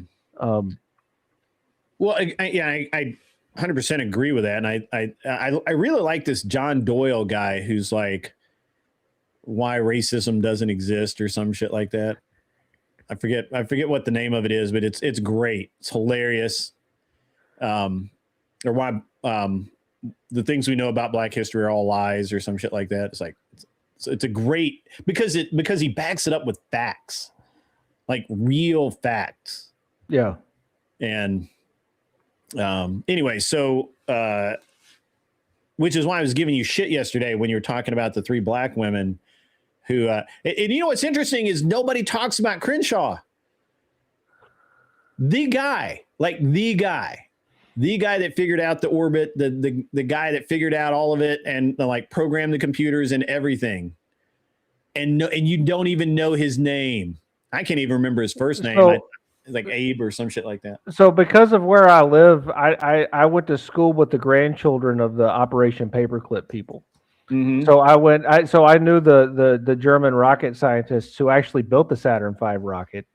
I've met them in person before, some of them. And so, yeah, that was entirely a joke grid. Like the hidden figures, the whole, the only reason why we went to the moon is because a black woman could do math. It's a caricature, and it's actually kind of gross, because it's basically like removing, the from my perspective, like Werner von Braun is one of the greatest humans to exist in the 20th century, but he also like came from like one of the worst ethically like places, and so you can be both a great human and benefit from slave labor at the same time, which is what the guy who basically designed the rocket that went to the moon did. Like, he used slave labor in Nazi Germany, and then when he came to the United States, he worked for us and gave us the best technology in terms of rocketry in the entire world. Yeah, I mean, I agree. I don't think that I've read a couple of different versions of von Braun, and how he was, on the one hand, he was like, he's touted as being this like really well-meaning guy that fled Germany to join us, and then I've heard which I do believe is the truth, was that no, he was not a good guy. He fled because they were going to kill him, and he knew they were going to kill him as soon as whatever he did worked. As soon as they had a successful flight or two, and it worked, and it could be copied, they were going to kill him, and he fled Nazi Germany knowing that, and only came over here to save his own skin. He had they fled, Grid. Those Nazi rocket scientists fled on foot, walking over the Alps, so that they didn't have to meet any Russians, because they knew if they met the Russians, they were probably going to get shot. Yeah. Right. And that's the reality of why they came to the U.S. Yes. It's because they didn't want to die. Yes. And then when they got here, they were basically, I mean, I think von Braun was threatened with prison if he didn't work in the rocket program. Yeah. And so like you can put the rose-colored glasses on, but the reality is pretty sick, right? Yeah. And then you had, and then Jack Crenshaw was the guy who who actually did the calculations that are credited in the movie that to the black ladies who they because you have to understand that unlike the movie, it wasn't like a room full of dudes just sitting around at desk or whatever. There was a pool of people doing calculations over here, slide rulers, and they had another pool of slide rulers over here doing other calculations. And yes, they were part of that pool for sure. But the guy behind it all was Jack Crenshaw, who nobody knows. You've never heard his name, I promise you, until today. Yeah. You've never heard his name until right now, because nobody knows his name. And I only know it because I've been this. I've literally I had a real space thing when I was a kid, and I went to Huntsville way back when they actually had the plaque out in front, and when Redstone Arsenal was there, and you could go by Redstone Arsenal, where Werner von Braun actually worked. Yeah. Oh, I know. My dad worked for NASA, and I've had 4 generations of my family work on the Redstone Arsenal, Grid. So they were working on the Arsenal the same time that von Braun was out there building this stuff. I'm very familiar with the space stuff. My brother still does that. He does computer science. He builds the what is that? He programs the actual like code inside of rockets. Like what was that?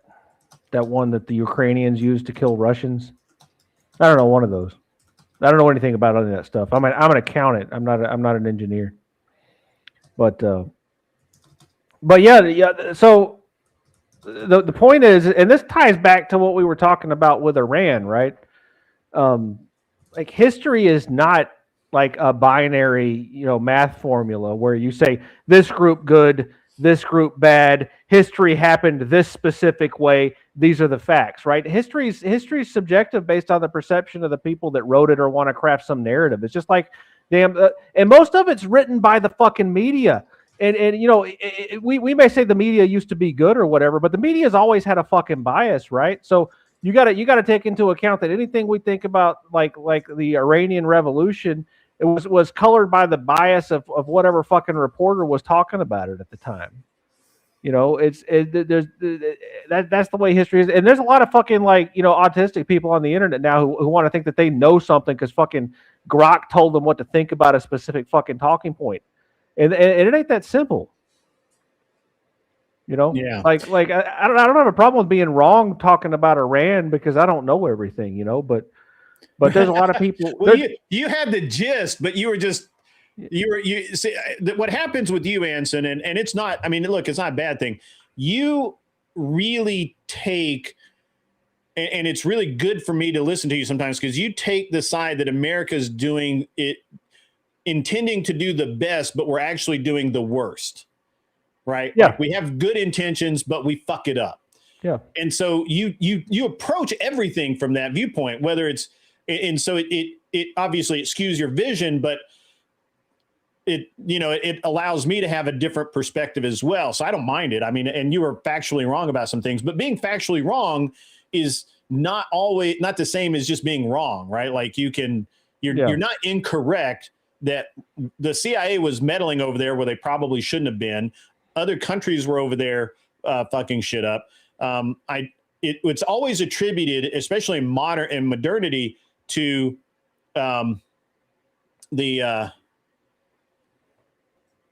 sorry.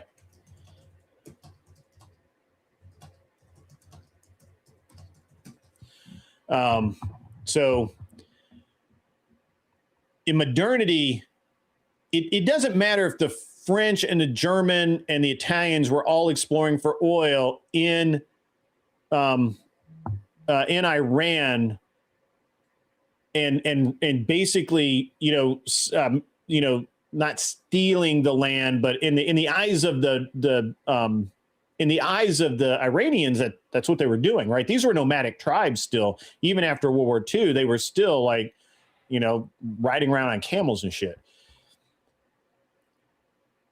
So even though the other countries were doing it, we get blamed, right? Like every single article you'll read, even though we had very little exploration in Iran at that time, every single bit of stuff that you read is going to say that, well, they were especially the Shahs were especially unhappy with the Shah's relationship with Western countries, especially the U.S., right? Because of us dirty Americans. And I think that's what happens is today when people write shit out, especially like Grok or if you're going to use any kind of AI or even just regular Google and look up articles, other countries don't catch the shit that we do, right? Yeah. And it's interesting, and that's one of the reasons why I push back really hard against because I think that while I don't disagree with you that certainly we were meddling around, and the CIA ought not have been meddling around there probably as much as they were, and they've proven to be really bad at it. At least back in the day, they were really bad. Yeah, and so at the end of the day, I can't look at, I try and look at things through what was as a totality of things that were going on in the area with Iran, with the Warner von Braun thing, right? Like a totality of the circumstances. If you watch the movie, you'll think the most racist people in the world at that time were in Alabama beating up those women, making them walk all the way to another building. That was totally untrue. At the time, those ladies worked there, that the entire Space Center had been totally integrated for like 5 years. 5 fucking years. Yep. And Hollywood completely distorts it for no damn good reason at all. Right? Yeah.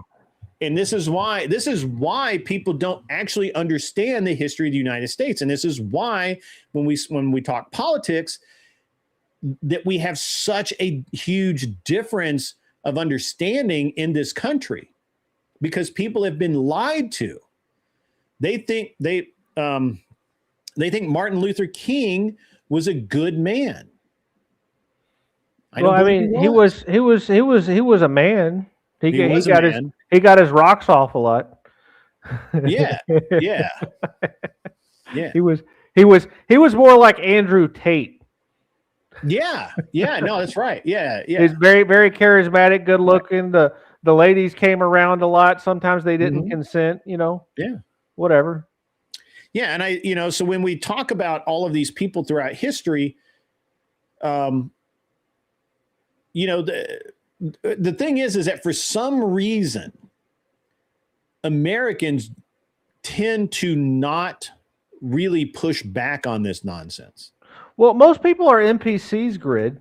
That's true. You're in an outlier arena, right? Where a lot of the people that you interact with on a regular basis think or try to learn things or challenge their own preconceived notions. Mm-hmm. Most people just go through life wanting to be left the fuck alone.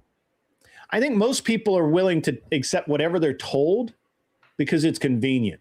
Yeah, well, it's easier. For example, I'm just going to pick something here that I was listening to Matt Walsh today, and he said something that I knew, but I very often don't challenge when I hear it. How many people do you think? How many Indians, Cherokee specifically, do you think died in the Trail of Tears? Oh, very few, right? I mean, they were just walking them. Yeah. So an observer at the time, who was not an observer, he wrote about it years later in a book based on eyewitness accounts, which turns out that later in life he in an article he admitted that he didn't actually talk to anyone who actually made the trip. He talked to other people who had talked to people who had made the trip. And that when he went back and examined the actual paper trail, the paperwork, the reports from the Army, the reports from the tribal councils and that sort of thing, when he actually went and looked up the facts, he was wrong. So he said that there was, and this is taught in school today, that over 4,000 people died on the Trail of Tears. Yeah. The true number is more like, the documented number is 477. Yeah. That's a documented number. Yep. Now, could it be that, maybe this guy died and, this racist, bigoted U.S. Army soldier guy said, fuck it, I'm not writing this goddamn report. Hell with that. So... I was thinking about the Trail of Tears today because I was thinking about like ways to fix our immigrant problem. What? We gotta. It'd be more efficient if we just lined them up and marched them out. Okay. Trump said repeatedly that he likes Andrew Jackson. He could just go all Andrew Jackson. Andrew Jackson also, in addition to Trail of Tears, he ended the central bank, right? So if Trump does a Trail of Tears #2 and ends the central bank, he'll go down as probably the best president of this century. Yeah. I agree, Seth Spence. We need to stop the whole suicidal empathy bullshit that we've got going on in this country, where people just, we're just like, people just will believe the worst possible narrative because they don't want to believe in the U.S. Right, Arthur. I agree. Arthur, governments are not known for being accurate with how many people get killed. Certainly in modernity, that's true. But I think, but we weren't looking at. I guess the actual tally was not submitted by the government; it was submitted by the tribal council. So, but yeah, I agree with Seth Spence, man. It's very interesting. What's up, Arthur Dye? I didn't know you were here. I did not know that. Yeah, it's good to see you, Arthur Dye. It's been a while. Oh, gee, I did in fact see that. Well, I haven't seen it, but I heard that I was, that there was massive shit being talked about me, which is totally cool. Is what it is. Who cares? So.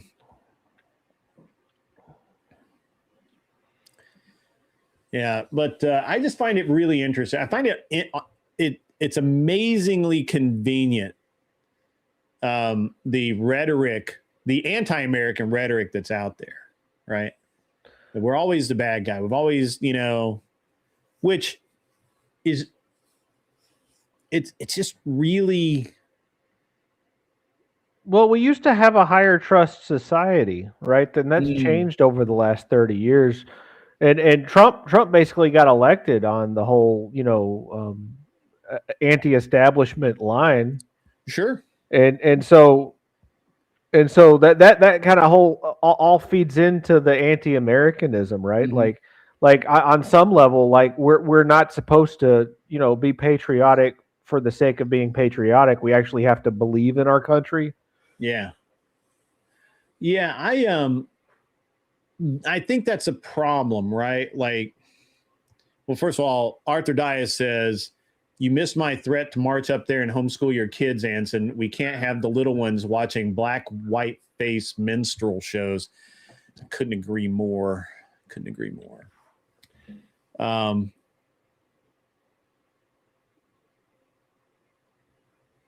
So anyway, yeah, it's a, I don't know. I feel like that when we talk about a lot of this stuff, there's a lot of people who are, I think, ultimately pro-American, but they're really disappointed to the point where that they stop taking America's side where they really ought to, right? And that is what I try and stop. That's actually my only real purpose, right, in doing this show is. Obviously, I want to help people with their relationships. Obviously, I'd love to be able to talk about, how, I was just over on CTs and listening to Mooncake. You remember Mooncake? Yeah. Anson. So I was talking to Mooncake, we were having a discussion about how women or men, women should really look for men who can take care of them and have enough money and have that. And I'm like, but I think that's, I called her out on that. I said, hey, that's wrong. I think that all that leads to is later down the road, a bunch of divorced women. Women need to look for men that are secure, have ambition, have drive, have some sense of morality and all of these other things. Basically, you need to look for someone who is a good man and worry about the financial portion of it later, because otherwise you're basically saying you're a whore. Yeah. Well, right? But the men are the same way. Like I don't disagree. Yeah. I mean, I think that it's we all need to work with men too. Yeah. Most people are materialists now, right? Mm-hmm. Where they view the things that they can get from someone to be the thing that provides value. They don't see the value of the human anymore. Yes, Arthur Dice. She was advocating for women to be gold diggers. I actually called her a gold digger on the show the other day. And the problem is the problem we have here with all of this is, or the problem I have with all of this is I think that both women and men need to be better. And the idea that you marry only for romantic love, and I heard this, I was listening to a podcast the other day. I don't remember who it was, but it's somebody I don't normally listen to. Maybe it was the first time I listened to them. And they were talking about how, that that there has to be more to marriage than just the idea that you have enough resources. And maybe it's not always Victorian love, right? Yeah. This poetry and walks in gardens and all of that. Maybe it's not that, but it also can't be, this race for resources and valuation, constant valuation of your worth in a relationship, as far as the ability to pay for shit, and Yeah, so go ahead. Yeah, well, so it's not marriage is not about materialism, but it's also not about love, right? That's the part that people like in modern society for some reason have just totally forgotten.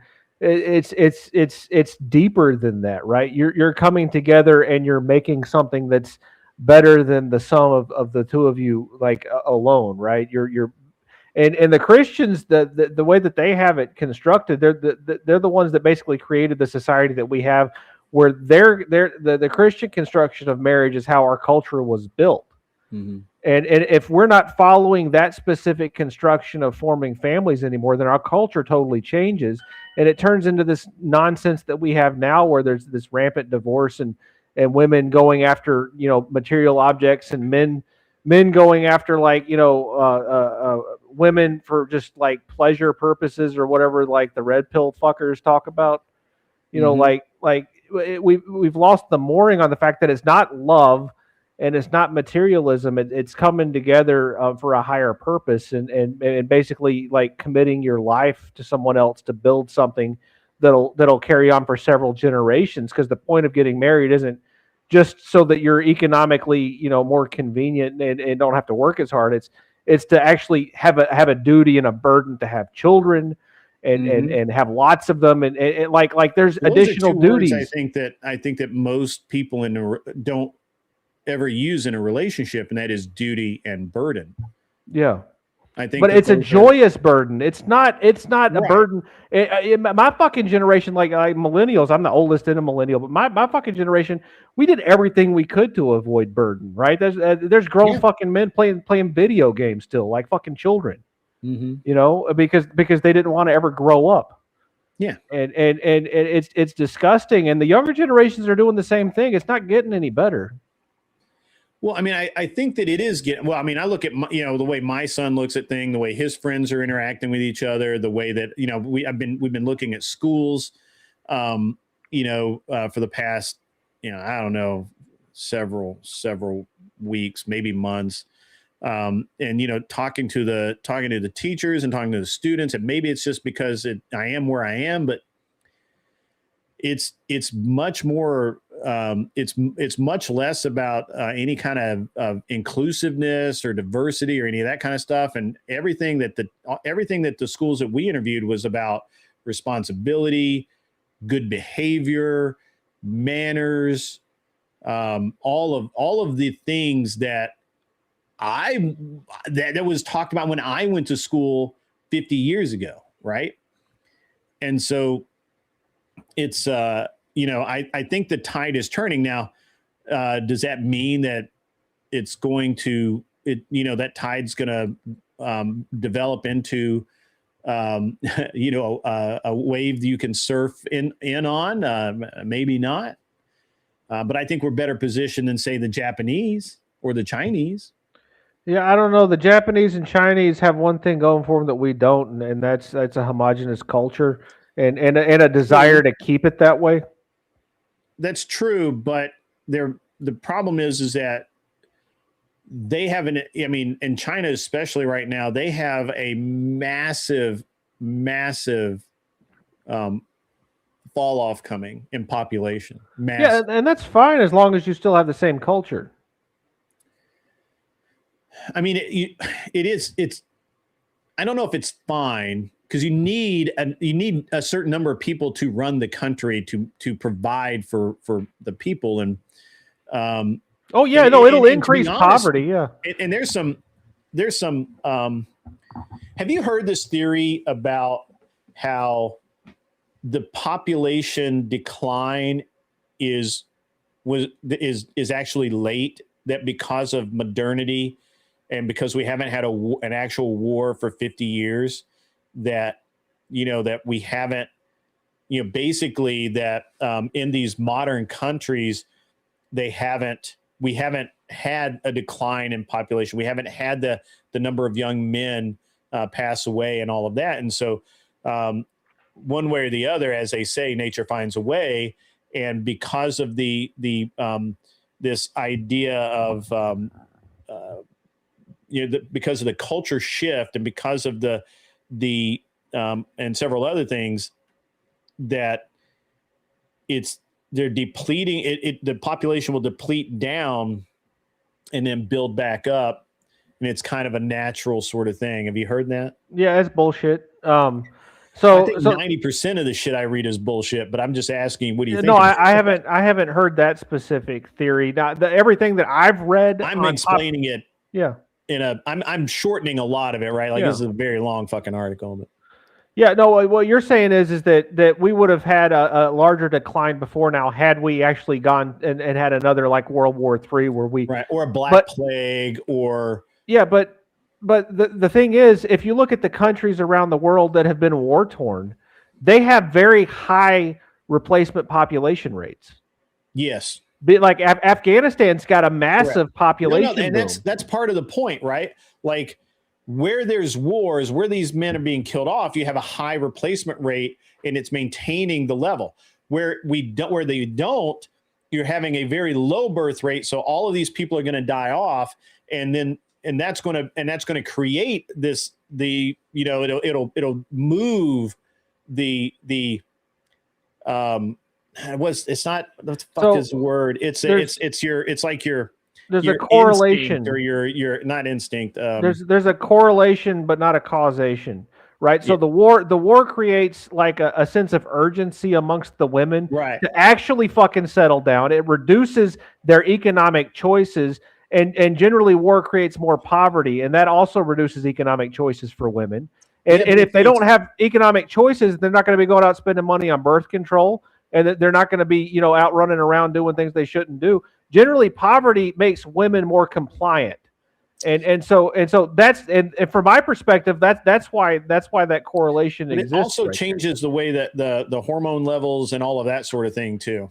Yeah, I wouldn't deny that. Like if there's fewer men around to choose from, then their hormones are probably going to be like, hey, I got to pick a mate because there's fewer options for a mate, right? There's a biological component there that you can't ignore, right? But at the same time, like the main problem with the birth rate is that we just let women have too many rights.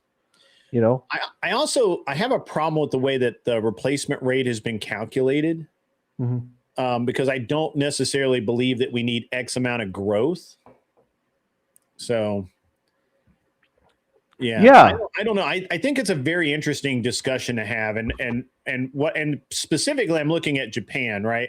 Like Japan has not just one or two generations, but like 3 generations of very low birth rates that are currently kind of dying off, right? And there's just for example, there is a ton of real estate in Japan for sale, very cheap, because there's no one to buy it. There's no one to buy. I mean, there's literally there's houses that are empty because there's no family to live there. And so it's only going to get worse for the next probably 10 or 15 years. And then it looks like it's going to cycle up. I mean, all of the data coming out of Japan now is that, yes, you're right. The hormone levels are changing. You have, there's a part of culture in Japan where the man actually, a successful like businessman would have his wife, who might be, maybe they've been married a long time. Maybe they've had a couple of kids or whatever. And she's kind of the older version. And then he'll have the woman he dates, and this is who he goes out with in public. They don't sleep together, but this is who he goes out. They go to movies together. They play, games together, whatever. And that's a woman he dates. And then he has the woman he actually fucks that is hoping to get pregnant so that she can have a child. Yeah. And it's like, it's a weird thing. I actually had a guy on my show once, way back when I first started, who was in Japan, and we were talking about it. He's like, yeah, that's a real thing. I mean, you have to be able to afford that, right? But it's a very real thing. Yeah, well, it's the same way here. I mean, people like Elon Musk can impregnate as many women as they want to. I mean, that's he's trying to do it all on his own, isn't he? Yeah, well, I don't blame him. Hell, if I was in his position, I'd have 100 more women pregnant. 100 more women? Yeah, I do it. I do it naturally too. I think he might do some of his stuff artificial. I do the deed myself. You think he's doing the baby based or whatever thing? Yeah, I don't know. He seems like a guy that's too busy to fuck. You know what I'm saying? Like, he's got shit he's doing. He's an important man. Could be. Yeah. Yeah, that reminds me of that. I'm not going to say you're wrong. Yeah, it reminds me of that Bonnie Blue bang bust. Did you see that Bonnie Blue got pregnant? I had heard that, but no, I did not. Yeah. So. Yeah, I'm just sad it wasn't me. You're just sad it wasn't you. Of course. So. Of course, why not? Yeah, it's the business women for public versus the barmaids. Yeah. Yeah, but that's just hypergamy. What you're describing. I mean, that's the natural order when society degenerates. Mm-hmm. The Japanese model. Monogamy's more stable. And we could have continuing escalating birth rates with monogamy if we could keep women in their place and stop educating them and letting them have birth control and stuff. We did this to ourselves by, like no fault divorce, making women think that they were equal to us. I mean, you're probably not wrong. Yeah. We got too wrong. Fat and comfortable with them. Mm-hmm. Yeah.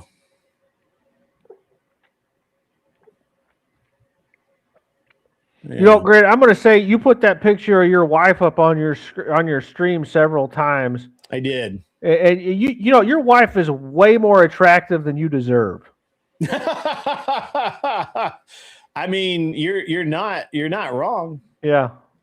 You're not wrong. And I think I said this over on CT's panel earlier tonight, that my wife is aged amazingly well. Amazing. And she just kind of keeps getting just smoking hot. I mean, just like, and like happy every day. And I really do know I got super lucky. Yeah. And, like there's oh man, I'm just very lucky. And not just because she's good looking, but also because, she's given me two amazing kids. I'm not an easy person to deal with. And, she's put up with me for 20 years, almost 21 years now. Yeah, that's amazing. I don't know how she does it. I know, right? Yeah. And so, it's just really, really very fortunate, right? Yeah. She got any sisters? Hmm? She got any sisters? No sisters. She has a bunch of cousins, but I think they're all married now. Oh, okay. Yeah. Yeah. Yeah. I think they're all married with kids now. So her cousin, who goes by Nancy, was really, really attractive. I mean, she still is, but she's had breast cancer and all kinds of things. It's just like really, really unfortunate. So Yeah. yeah. Yeah, my former sister-in-law had that not too long ago. Yeah. It's pretty terrible. That cancer stuff, man. Yeah. It just sort of sneaks up out of nowhere, and then you don't know what the hell's going to go on with it. Yeah. Yeah. It's I had a friend of mine a few years ago. Well, I mean, it's been more than a few years ago. And I was a young guy, and I've never really, I don't think about death like other people do. I don't think really never occurs to me, right? Like I do really stupid shit all the time. Yeah, like that parking job you did with that plane in the forest. I did not do that, but that was great. I've flown that plane. I have flown that. I got like 35 hours in that airplane. And I've done a lot of stupid things. But I've never really been that concerned about death at all. But I had a friend of mine a bunch of years ago, and his dad was diagnosed with pancreatic cancer, and he was gone. I mean, gone in like 2 months, 3 months. Yeah. Like he was fine. He was, just everything great, everything wonderful. And then gone, just gone. It was terrible. And then this poor dude, his name's Todd. And he married a woman, had kids. I didn't even know he got married, but it happened. And I caught up with him a year or so ago. Hey man, how you been? Well, I've been worse, been better, I'm fine.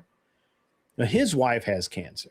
She's had and like debilitating cancer of some kind, maybe leukemia or something affects the way she can't walk, basically bedridden. And he is basically relegated to being her caregiver 24/7.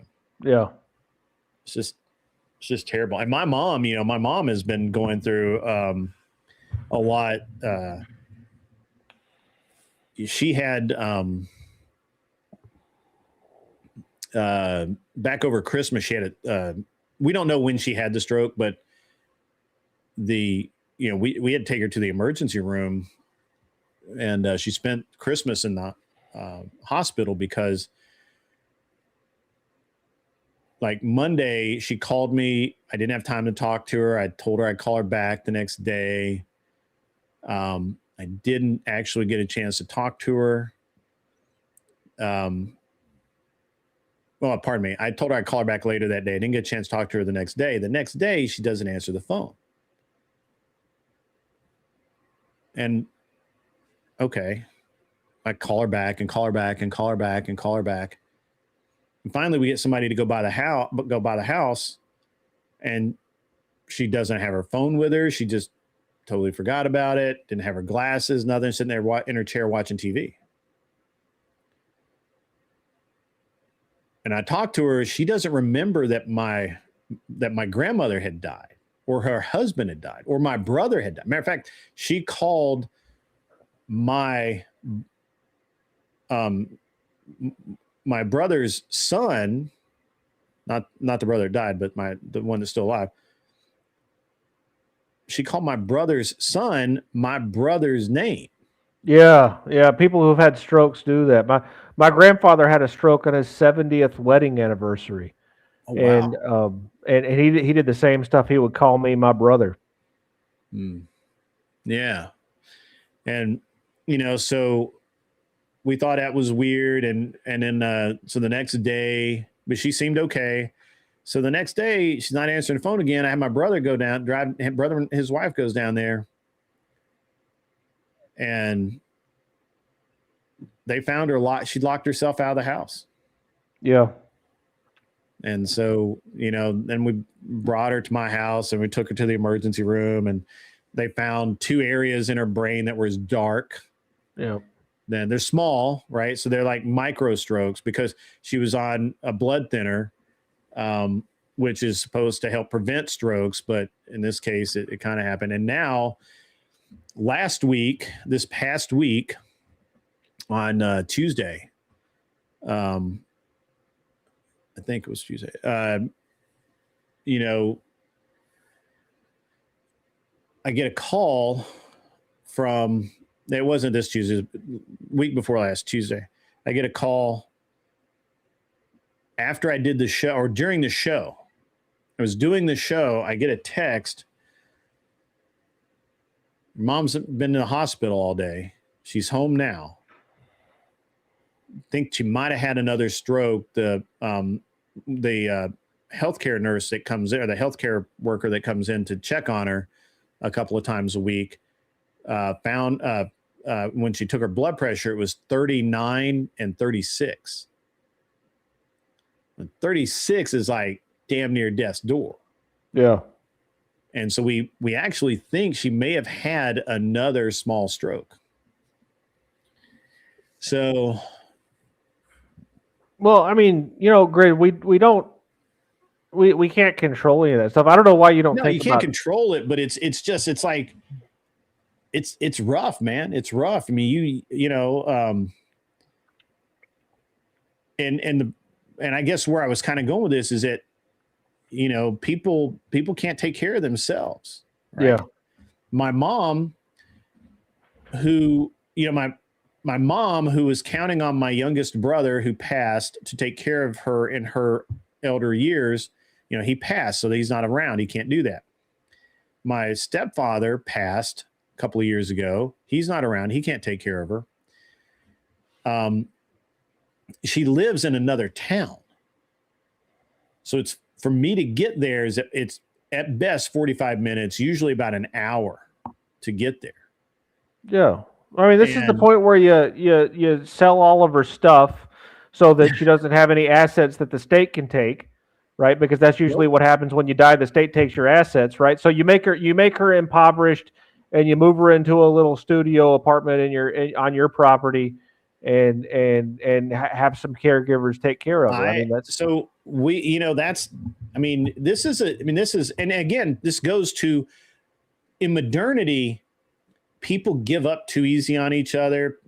Families just don't do shit for each other anymore like they should. And so what we're trying to do, what we got to do right now is we got to put all of her properties into trust so that the state can't take them, because right now what we're really concerned about is that if she has another episode, that she'll be declared incompetent.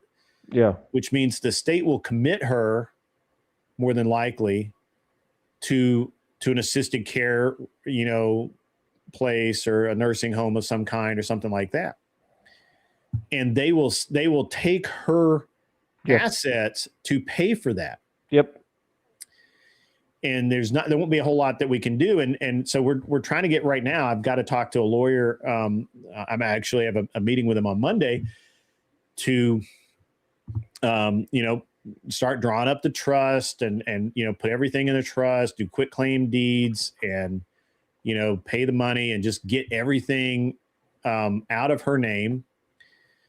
And so that it can't be sold.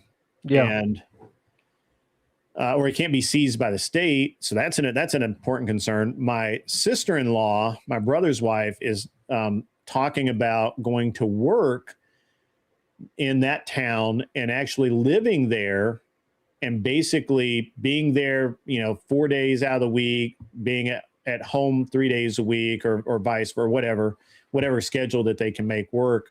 And of course, what I'm trying to do is, I'm like, hey, that's cool, but what I'd rather have is a nurse that comes in the morning, checks on her, make sure she's taking her pills, make sure that she's eating, making sure that she's drinking water, all of that kind of stuff, because things my mom either won't do or will forget that she's done. And then come have another one come in the evening for a couple of hours. And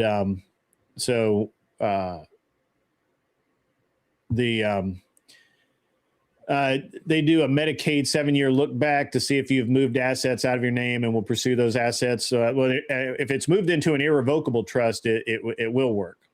But you're right, they do. They do a look back. Yeah, 5-year look back. Yeah, they do that. Yeah, I've been trying to talk my mom into selling all her stuff, so I ain't got to deal with all that. Yeah. She's getting up there too. She's about your age, Grid.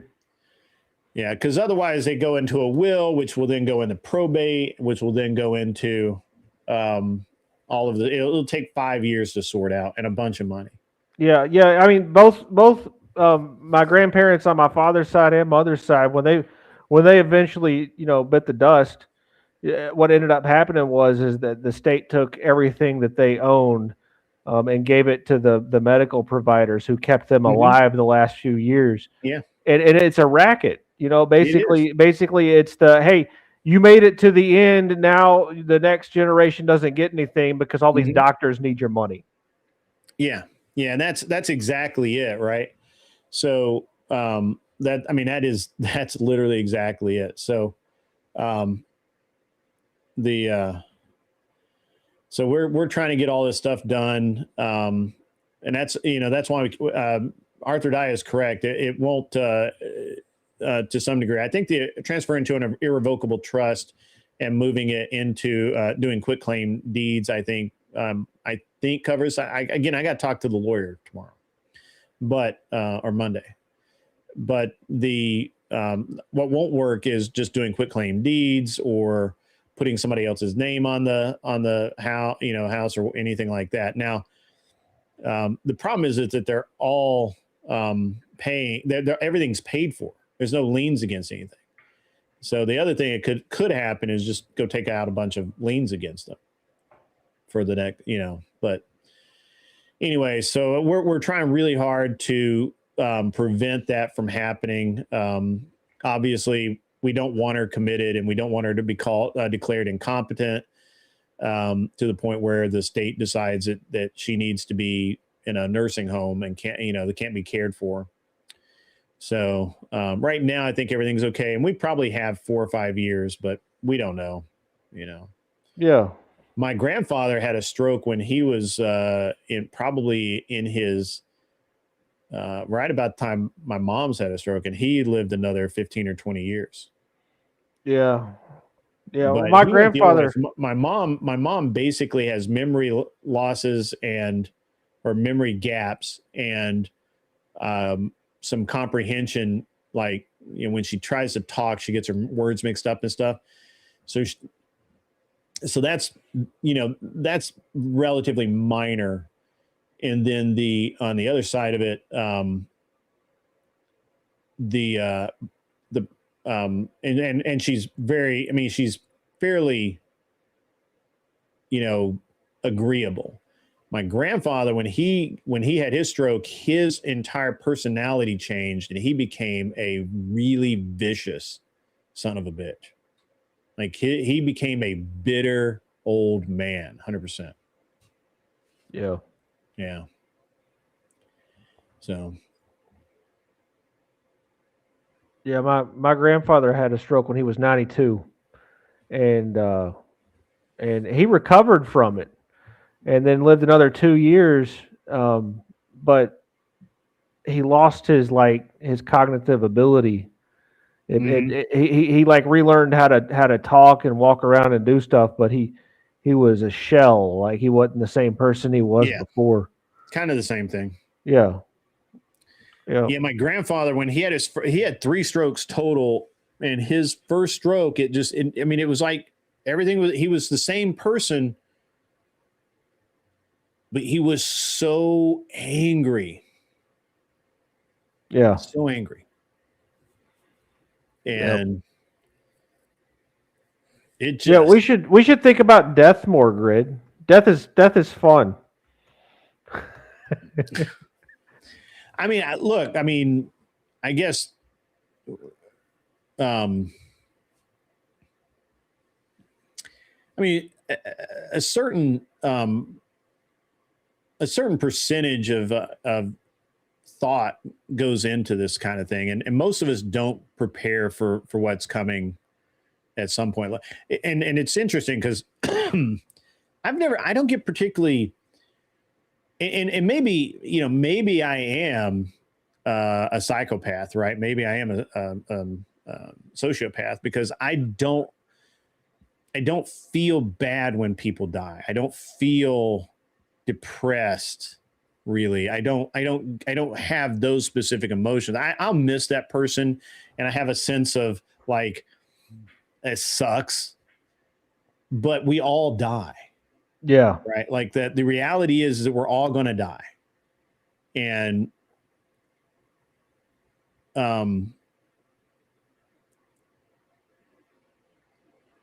the idea that,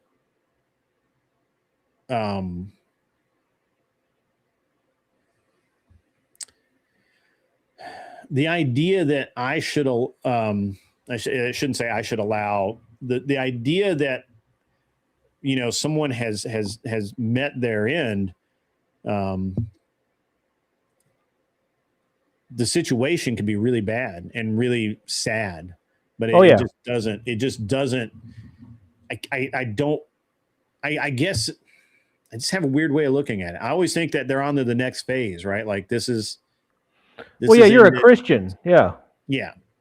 Yeah. I'm not though, right? So without any kind of God, like it's a totally different game for the non-Christians because there's nothing that I go to afterwards. Right.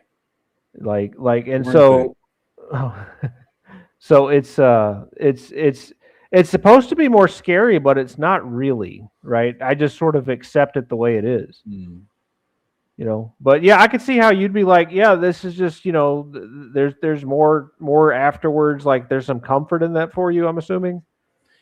There is oftentimes, when my grandmother died, so my grandmother was 104.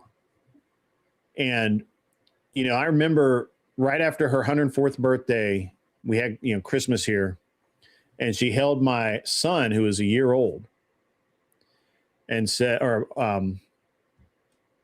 he was a year old. And she said, I won't make it to 105. I'm glad I was able to do this. I'm 104. I won't make it to 105. And she absolutely, she was right, probably 5 months later, she passed away. Yeah.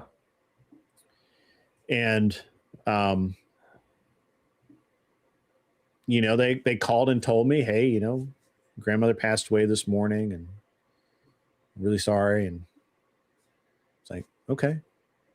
I had prepared for it for so long. I think the problem is that, or not the problem. I think the thing about me is that death is guaranteed. 100%. Yeah, but has anyone that's been close to you that you knew that you cared about like I know you told me your brother was kind of a surprise. No, my brother was absolutely a surprise. My brother. Yeah, like I said, my brother died young too, right? So like I know my brother's 4 years younger than me, right? And he actually, and of course he had a drinking problem that I don't think anyone knew how bad it was. And, he, because, I don't drink at all. I've never done anything, but my youngest brother, he kind of did. And my middle brother drinks occasionally, he'll have a beer or something here. And I think for a while he had actually kind of maybe even close to a drinking problem. But my youngest brother absolutely had a drinking problem. And the thing is that he's my half brother. And on my stepfather's side of the family, every single adult male in that family has had a drinking problem. Yeah. And every single one of them has died relatively young, unless they absolutely stopped drinking somewhere around 35 or 40. Yeah. And so my brother, he died 8 years ago, and he was basically the way I like to think about it, because we don't know, the way I like to think about it is that he knew that he was going to die. Yeah. Right. that he had drank so much, he damaged his liver so much. I think that I like to think he'd been to a doctor and been told that you've got a couple of choices here. You can quit drinking and go on a bunch of drugs and maybe have a couple of operations or whatever, but your organs are failing and you are going to die young. Like you're not living a long time. Yeah. And then, the kindest version of this I have is that he made a decision to not do that and just let it happen when it happened. And so what ended up happening was he did get really sick a couple of times, and just my mom put it down to like flu or whatever. And then they went over, and he was really, really sick. I don't know how sick. I wasn't there. My mom and stepdad went over there, and they were trying to get him to go to the hospital. He refused to go to the hospital. They called the sheriff and said, hey, if we call an ambulance, I mean, he is just not in good health. He's like really sick. And the sheriff said, hey, if he can talk and says no, he doesn't want to go to the hospital, they can't force him to go. Yeah. And so, my mom went home. My mom and stepdad went home, and my stepdad's brother, who was staying there at the time with my brother, as they were roommates, and he got up and went to work, and my brother was moving around, and he's still sick or whatever, but came home for lunch at 11:30, 12 o'clock, whatever time he comes home for lunch. And my brother was dead on the kitchen floor. Yeah. And, my mom called me and said, hey, your brother passed away. And,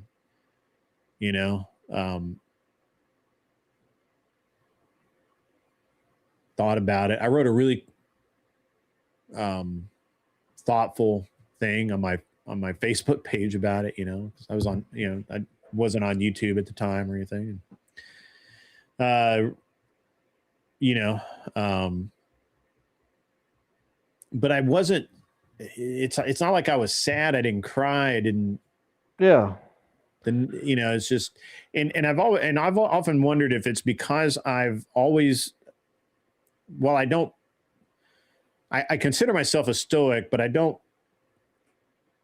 I never like set out to be a Stoic, if that makes sense. I understand it, and I agree with the principles and all of that, but I think my natural condition is kind of a version of Stoicism. I just don't. Well, I don't think you've been properly shocked yet. So imagine like what your mental state would have been and what your reaction would have been if you had walked in and found your brother's lifeless body after he deleted himself in the mouth with a pistol, right? Like that would be different. That would be different, right? And so you might in that situation react emotionally. Hearing about it is different than finding the body. Yeah. Raging Patriot says, I'm glad myself and my youngest brother quit drinking. We were both on the verge of death. My little brother was worse off than me, but he's healthy again and taking care of his family now. Myself, I'm lost. Yeah. You're not that lost. You're here. Yeah, I'm an alcoholic. I sympathize with what you were saying with your brother. Like there were several years of my life where I got totally shit-faced every day. In secret where other people didn't know about it, right? Yeah. And living that kind of life, it's like you're somebody that nobody knows about. It's I don't know how to describe it, but yeah, whatever condition he was in, he's probably like more at peace than he was alive, to be honest with you. Well, I mean, it was organ failure. I mean, he died literally of his organs shut down. Yeah. Like he'd done so much damage to his body over the 20 years that 20 years that he had drank, that, it's only so much damage that you can recover from. Yeah. I agree with you that I haven't been shocked like that for sure. And Yeah. I think that would, I don't know how I would react to that. Now I have seen, I was at the scene of an accident once, Yeah. where a older lady, I was actually on my way to shoot a match, and I come upon this accident where this car had been coming one way, and a car had come across, and it wasn't a bad hit. It wasn't. I mean, there was barely any damage to the cars, and but the lady, honestly, I think the lady was probably dead and was just not driving the car. Like, I think the reason the accident happened is because she was already dead. That's just my opinion. I don't have any proof of that. But, yeah, she was, she had, no real visible damage or anything, real light hit to the car, had a dog in the car. We got the dog out. And, yeah. Yeah, but that's somebody you don't know, right? True. That's not somebody you love, right? That's true. Yeah. That's true. I mean, because when it's somebody you actually care about, like, it makes you go crazy, I think you're true about that. I think that's true, because if someone hurt my wife, if my wife gets hurt, I would probably lose my shit. I got to be honest. So I used to get really concerned about my wife being, coming home late from work and things like that. I would literally drive into, from Hayward, I would drive into the Bay Area to pick her up at night, because I didn't want her to have to ride the train or the subway or whatever. And, so I've had a lot of, like, moments where, it's like, hey, this is what's going to happen now. Yeah. So, I mean, I had a friend in high school who died of alcohol poisoning on the school campus. Yeah. And his friends just literally ran away and left him there. Yeah. So I told you I was an alcoholic. Yeah, When I you told was, me that, many times. Yeah. yeah, when I was 15, I got alcohol poisoning. And I was at a party. I got left for That's what he dead on died of was alcohol poisoning. Yeah. Well, I almost died. Like I was left for dead on a front porch, and somebody randomly had called for an ambulance for me after everybody had vacated the house. But if I hadn't had an ambulance come and pick me up, I would have died from my alcohol consumption. They had to pump my stomach. I was listed as a John Doe in the hospital because I didn't have any ID on me. It was kind of a wild experience. But yeah, alcohol, man, it's the worst fucking drug. I think you're right. I think I really agree with that. Yeah, because it makes you a completely different person that you are not, and it's socially acceptable to drink. So there's no shame and stigma attached to it. Right? What? There used to be a stigma around being a drunk, though, right? Like, yeah, and I understand, that, like, the old shows like Andy Griffith and Gunsmoke made fun of the town drunk, right? That would lock themselves up in the drunk tank and all of that. But they made a caricature of it. But there used to be a real social stigma about actually getting drunk. Yeah. And I can't really pin down when that changed. Like, when did it become okay to be an asshole? Yeah, I don't know. Like the culture I grew up in, like party culture was fun. Like, yeah, that's what people just did. And there was no anything. But I hung out with degenerates, so I don't know. Yeah, I get it. Yeah, I just don't. Yeah, I don't know. I feel like that there's a. I feel like there's a disconnect, right, with some of this stuff, and it's it shouldn't be, right? Like there's this disconnect where we have the social stigmas around being drunk at parties. Now it's considered hilarious. There's all of this other stuff that used to be social taboo that now is just like, yeah, whatever, who cares? There's no big deal, whatever. It's fine. Well, yeah, and they're normalizing reefer addicts now too, right? I Mhm. mean, that's just as bad as alcohol. Mm-hmm. It's just more the decadence of our culture, right? It's and I don't understand why tobacco seems, from my perspective, to be more vilified than alcohol consumption, right? You can drink alcohol in a whole lot more places than you can smoke tobacco in public. Yeah. Tobacco, it just kills you, right? It doesn't also like impair your thinking and a whole bunch of other things that alcohol does. Like tobacco, at least from my perspective, like all it did for me when I used to use nicotine was help me concentrate. Mm-hmm. You ever smoke, Grid? No, I've never smoked. Yeah. No, I never did any of that stuff, man. I never did. I've never drank. I've never tried drugs. I've never smoked pot. I've never smoked cigarettes. None of it. Never chewed tobacco. None of it.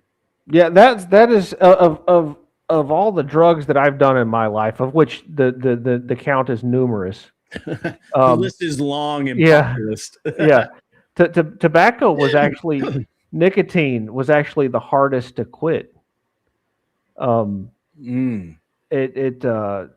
know why, but the withdrawal, it's kind of an insane dependency. Like alcohol was probably the second hardest. But the nicotine, man, if you're thinking like the one drug to like keep away from children, like it's like you drink coffee though, right? Caffeine. Yeah, I drink coffee for sure. Yeah. I mean, so nicotine's kind of like that level of like you don't really notice it being a problem. It's just sort of part of your life. It's something that it's normal. The dopamine that you get from the process is just sort of ingrained at your baseline level where. And so but alcohol, at least alcohol, when you overconsume it alters your perception and you realize that you're intoxicated. Yeah. Well, I guess so, and even caffeine, like I can drop like caffeine. I don't like. I know people who just absolutely cannot live without caffeine. Like they just cannot. Oh yeah. I'm one of them. I drink two pots of coffee every day. Yeah. And I can just, now caffeine's something I can like take or leave, right? And I'll get to where I drink nothing but like water and stuff like that, and then I'll be like, and then it'll be nothing but soda and energy drinks and stuff like that for a week or two, and then water again, or Gatorade. I drink a lot of Gatorade for some reason, but So are you still doing the gym stuff, Grid? How's that going? Yeah. I've been working out. I actually I'm actually at the point where I'm not losing weight anymore, but but that's mostly because I think I'm adding muscle back. Yeah, good. And so pretty healthy overall. I have to do something with my back.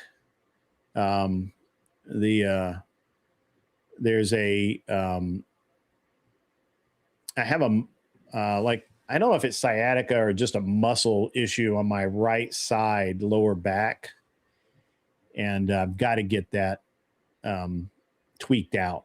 I don't know what's going on with it, but it's I don't know, pretty bad. I think most people have a harder time quitting sugar than anything else. Yeah, I don't understand why you have to quit sugar, right? Like from my perspective, like I can understand like refined sugar, like quitting refined sugar, but Yeah. I mean you need the carbs in your life. I mean it's part of the like you need the glycogen in your muscles to give you energy, right? You Yeah. need it in your brain to be able to think. Uh-huh. It's you know, oh, due diligence. I hadn't seen that guy in a long time. Holy hell. Yeah. This isn't an open panel. I'm just, Anson and I are just sitting up here bullshitting. I was a little more serious in the show earlier, but we kind of got off the topic of Iran and Iraq, and we've just been kind of meandering through a bunch of shit. So Yeah, isn't it a chill stream night? I believe that it is a chill stream night. Originally, I was going to have Moty come on. Moty is a really cool dude from England, big Twitch streamer guy, huge following. But he had already made a commitment to play the new Resident Evil or some shit. I don't know, some video game that he was going to play tonight. And he didn't feel like that he could play the game and do the show at the same time and do well at either. So I was like, yeah, it's cool, no problem. So I think let's see, when did we agreed on a next Wednesday. So Wednesday he'll be on. Yeah. So I was doing research on monarchy, trying to develop my arguments against democracy. Yeah, and I ran into this book called The Republic by Plato. Have you ever read that before? I started that. I don't remember finishing it, but I remember starting it. Yeah. So I haven't read it yet. I just ordered it. It's going to show up. I like getting paper books. There's a lot of people who point to that as the Republic as being the reason for or the actual roadmap of democracy and liberal thought and the basis of modern liberalism and all of that. Yeah. Well, I ordered it because I had read I can't remember where I read it on some website. They were referencing it for arguments against democracy because of how degenerate it is, and it causes people who have no business governing themselves giving an agency. What democracy is. Yeah. Good topics. Just want to chime in. All good show. Hey man, yeah, I appreciate you wanting to come up. I would have and maybe I ought to just open it up and do a little bit of an open panel here. But I'm to be honest with you, I'm kind of going back to my original format. I don't really like the panel show vibe. So I think I'm going back to the original format, to be honest with you. Maybe we'll do like a panel show once a month or something.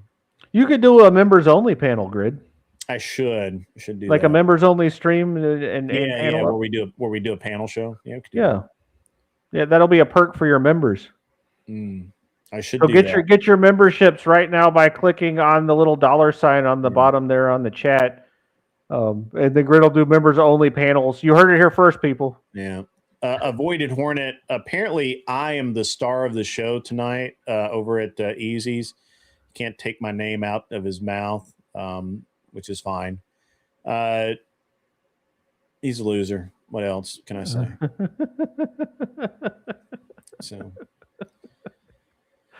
but welcome in, Avoided Hornet. Good to see you. Yeah, we're just chilling, man. We're just having a good conversation. I mean, the conversation's been all over the place. We've talked about, a bunch of really cool stuff, and had a good time. Had a really good time. You are correct, by the way, that I am very lucky to have married my wife. If I honestly, and I tell people this all the time, you guys don't understand the premarital me, and the fact that I joke, but it's not really a joke, that if I wasn't married, if it wasn't for my wife, I'd be a pirate slitting throats, I'd be living in a cabin in the woods, far from everybody, and a 3-hour drive to the nearest town. I think people think I'm joking when I say that, but I'm really not. Like I the way that I lived before I got married is insane. I mean, it worked for me, right? Yeah. So, and I think that I often wonder if that we've gotten so conditioned to think of things in a very specific way that we've lost. And I hear artists say this all the time. We've lost the creativity, we've lost the spark, we've lost the originality, we've lost what makes Americans great because pardon me. Because we're not innovators, we're not, people live in this, you can drive down a block in most towns and not know what town you're in because all the houses look the same every fucking where. Yeah. Right. I mean, you can walk into any Home Depot in the country and buy the exact same building materials anywhere in the country. Like even in Alaska, you could buy shit that totally doesn't belong in Alaska to build a house on it. And I think it's an interesting context because prior to thinking about getting married and really the just kind of going from the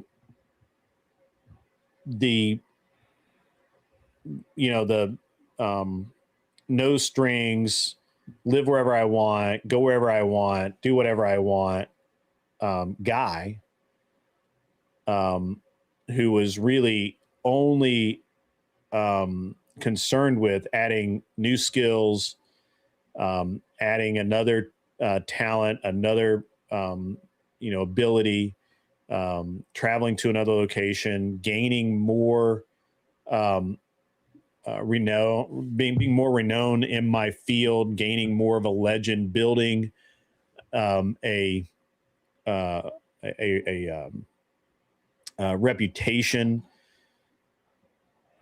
That was so much more important to me than at that time than any other human could have been. I'm just being honest about that. Like, I'm not even going to lie. And I would have been a horrible husband at that point in my life. Absolutely horrible. If I gotten married at that point in life, I would not have been able to make the change. And I would have been a statistic. I would have been an Anson Knowles, married and divorced and married and divorced. Yeah, Maybe and married not. and divorced again, Arthur Daya. If you're paying attention, hit me up, girl.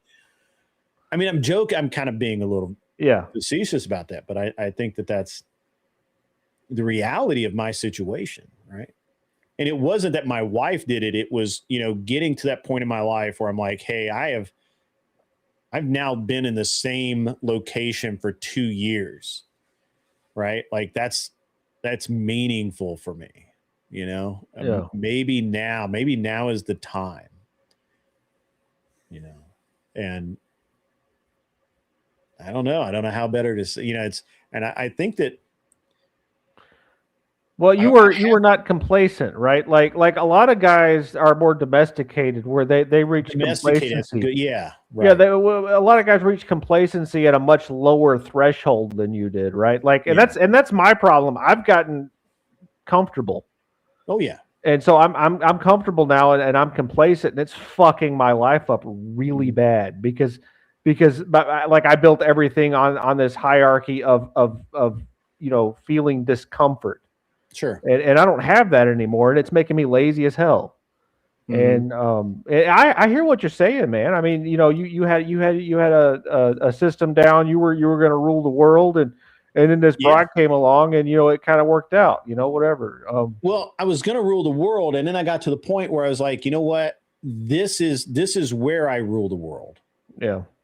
Right. I found my king. So I would liken it back to like explorers in the olden days where, basically they didn't have, they grew up with nothing. They didn't have anything. And to get anything, they had to go find it. They had to go make it. They had to go earn it. They had to do all of these things. That's what I had to do. Right. Like I didn't have my parents didn't pay for my college. I had to go earn it, right? Like when I got out of college, they didn't have yeah. a job waiting for me. They didn't, they didn't go to their golf club and talk to, so and so to give me my first break. And none of that shit happened. It was I got out of college and then I figured out that I absolutely could not work in the field that I was trained in because I hated to be inside. I wanted to be outside. I wanted to be doing things. And I'm like, fuck, I absolutely screwed myself up. And then, I went racing, think of a career with less of a,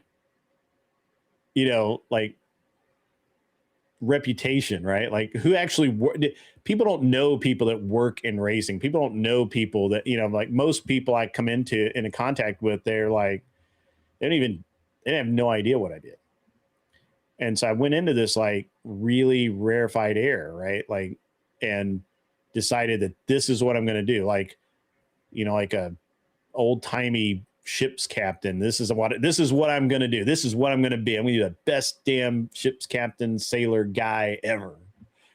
And yeah, it's hard to make money in that field you chose though, right? I mean, I've heard you talk about the economics of it and how all that works. It's kind of wild. It's not that different than making money doing what you're doing now, where you have to basically find whatever means you can and get other people to sponsor you. It's kind of wild. But I mean, you're not the only person that I've known that worked in the racing industry, though. You're the second that I've spent a significant amount of time talking to. The first one was a friend of mine from high school who went on to work as a mechanic in NASCAR. Okay. And the way he described it is that it's at the higher level, it's more of a corporate system, and they regiment everything and make everything uniform, and there's not as much of an opportunity to stand out as an individual because it's so heavily regimented. Yeah, that's true. And it kind of drove him nuts, and it made him quit because he was used to racing at the track down here in Huntsville, and he got to start doing that, and there was more freedom in the lower levels. And some of the stuff you've described, of the shenanigans that you pulled, and the other race teams pulled, trying to get their cars to pass inspection. Yeah. That isn't really something they do at the top level anymore. Well, they do. They just do it in a different way.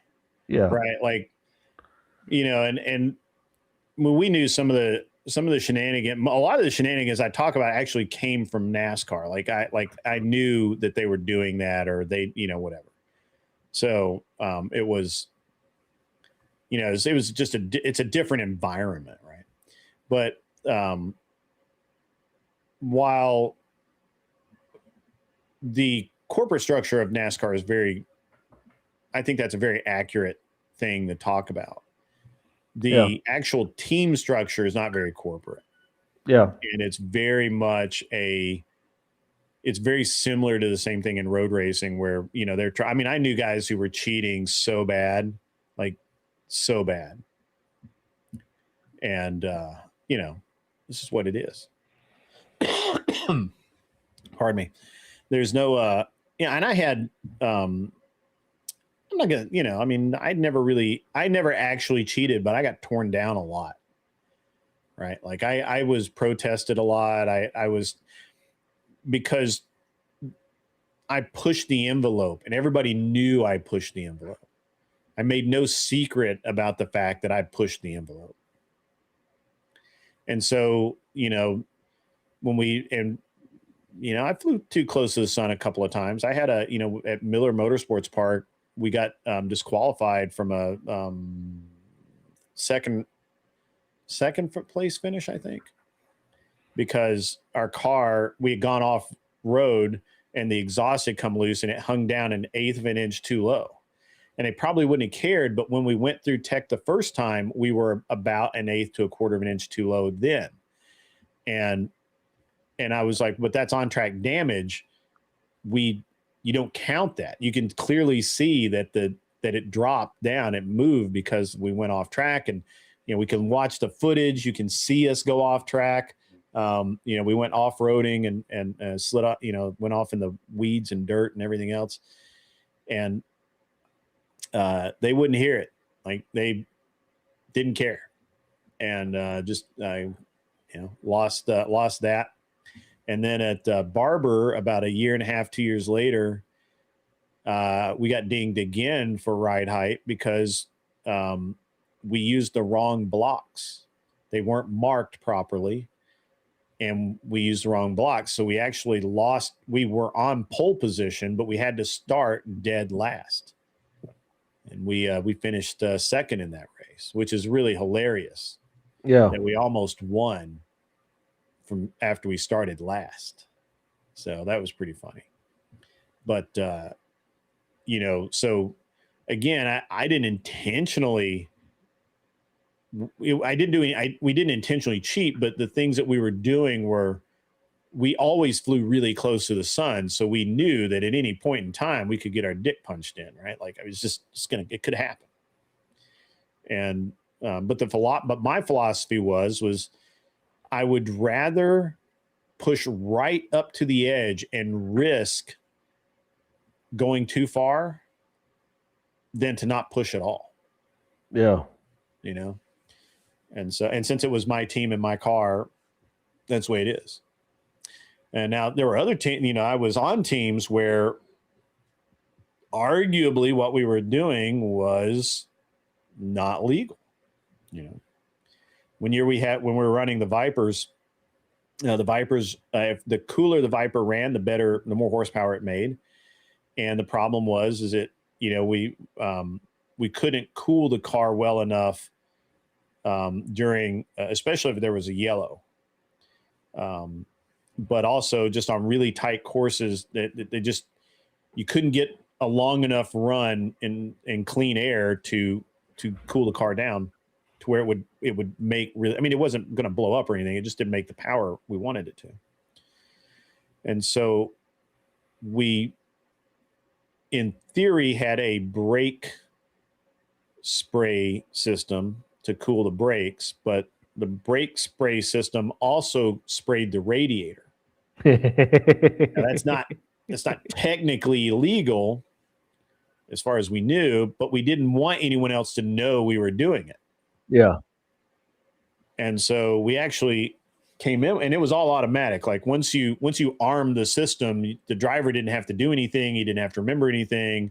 And the drawback of that was he also couldn't shut it off. Yeah. And so we were at, I think, Road America, and we come in, and there's an official standing right there, and Tommy comes in and stops, and this massive amount of water just comes just splooshing out of the front of the car, out of the radiator opening, and off of the splitter, and just massive amount of water. Now, fortunately, there were some puddles and some rain and everything, and it was not, the official didn't make a connection between, hey, why is there so much damn water coming out of this car? And and so, but that was one of those things. It was like, okay, would it have been illegal if he found it? I don't know. Did we want him to find it? No, absolutely not. Like, why? We don't want to have to answer a question if we just never gets asked. And so we did stuff like that. And there was a team that had so we had restrictor plates. And one of the things they figured out is that at the very back of the intake manifold, they put what looked like a vacuum line, and they ran it down into the transmission tunnel, and they could open it with a lever, or I guess it's more like a dial, but anyways, and they would it was cable operated, so they would open up. So on the straightaway, the driver would just reach down and open this knob, and it's like opening another throttle to have the car, give the car more air, which made more power. Yeah. And that we never could. That it's like nobody could ever figure it out. Like how is this? Every time they're on a straightaway, and it really needs it to, it's got all of this power. Like, what's going on with that? And it was because of this valve. And eventually we put the valve on a servo and controlled it with ECU, where wide open throttle on a straightaway, wide open throttle for X period of time, it would open that valve.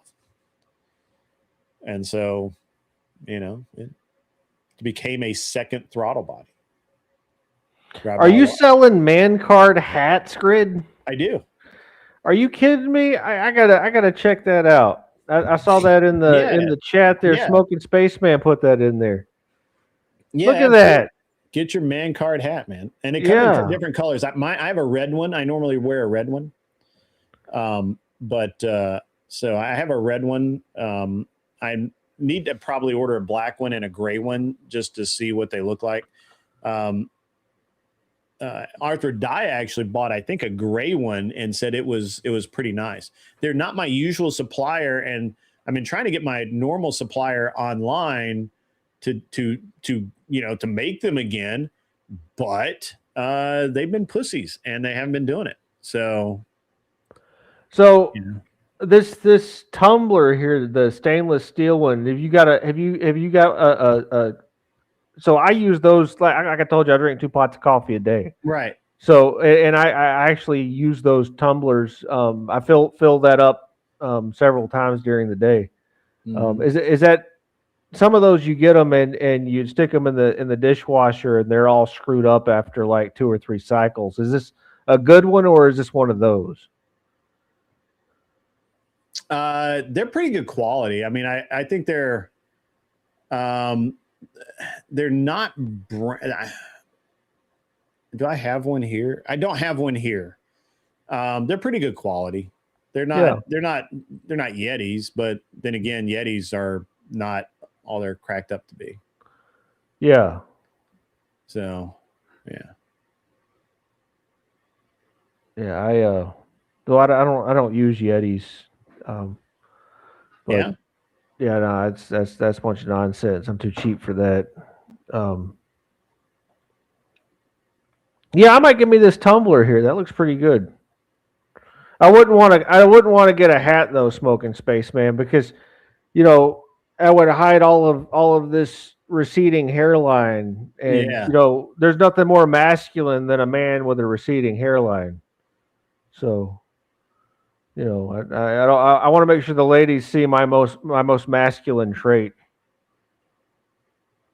Right. Well, I mean, I think that maybe you should. Maybe you should. I think I might get that hat for my son though. The man card hat. My son probably enjoy that. Yeah. Yeah. I bought him a. It's not so like. Obviously I have the Grid One Motorsports hats, which are just a copy of the hats. So a lot of this is just recycled stuff from the race team. I already had all the artwork done and everything. It's like, this is, we just put this back in motion. But the Grid One t-shirt is literally except for I didn't put the race car. I didn't put all of the series logos and shit on it, but that's the exact same shirt that we wore, around the shops and stuff. Yeah.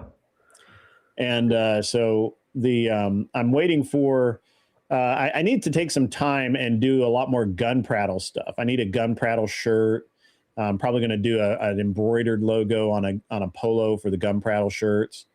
So yeah, I actually, the problem that I'm having, one of the problems I'm having, Anson, and this is going to sound like I'm just being a little bitch, and that's okay. The problem I'm having is I don't have time to do all this shit. Yeah. Not because I don't want to. The merch though, like it sort of takes care of itself once you get it on the site, right? I got to design it. Then I have to order it. All right. So the process that I don't know that everybody goes through this, but the process I go through is I design it, then I order it, and I make sure that it's kind of what I want. And then if I need to make changes, I make changes. And then, so that when you get it, unless something changes, which I have actually had an issue with one of the coffee mugs. They for some reason I've uploaded it twice and it keeps changing the sizings, which makes it look weird. So I've got to figure out what's going on with that, or just change supplier.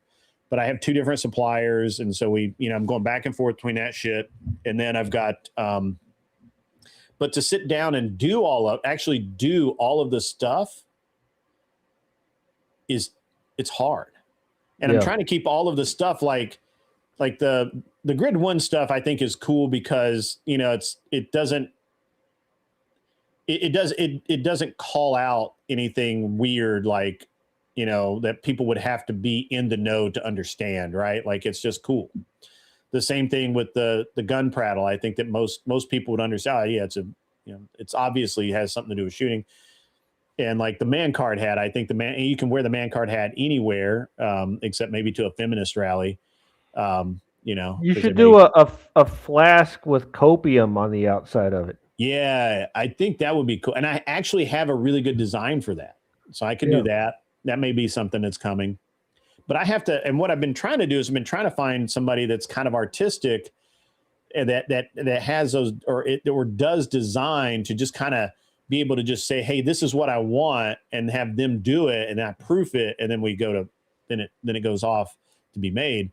I don't have that person right now. And I do and the way the gun show works is I mostly record that and then I edit all of it.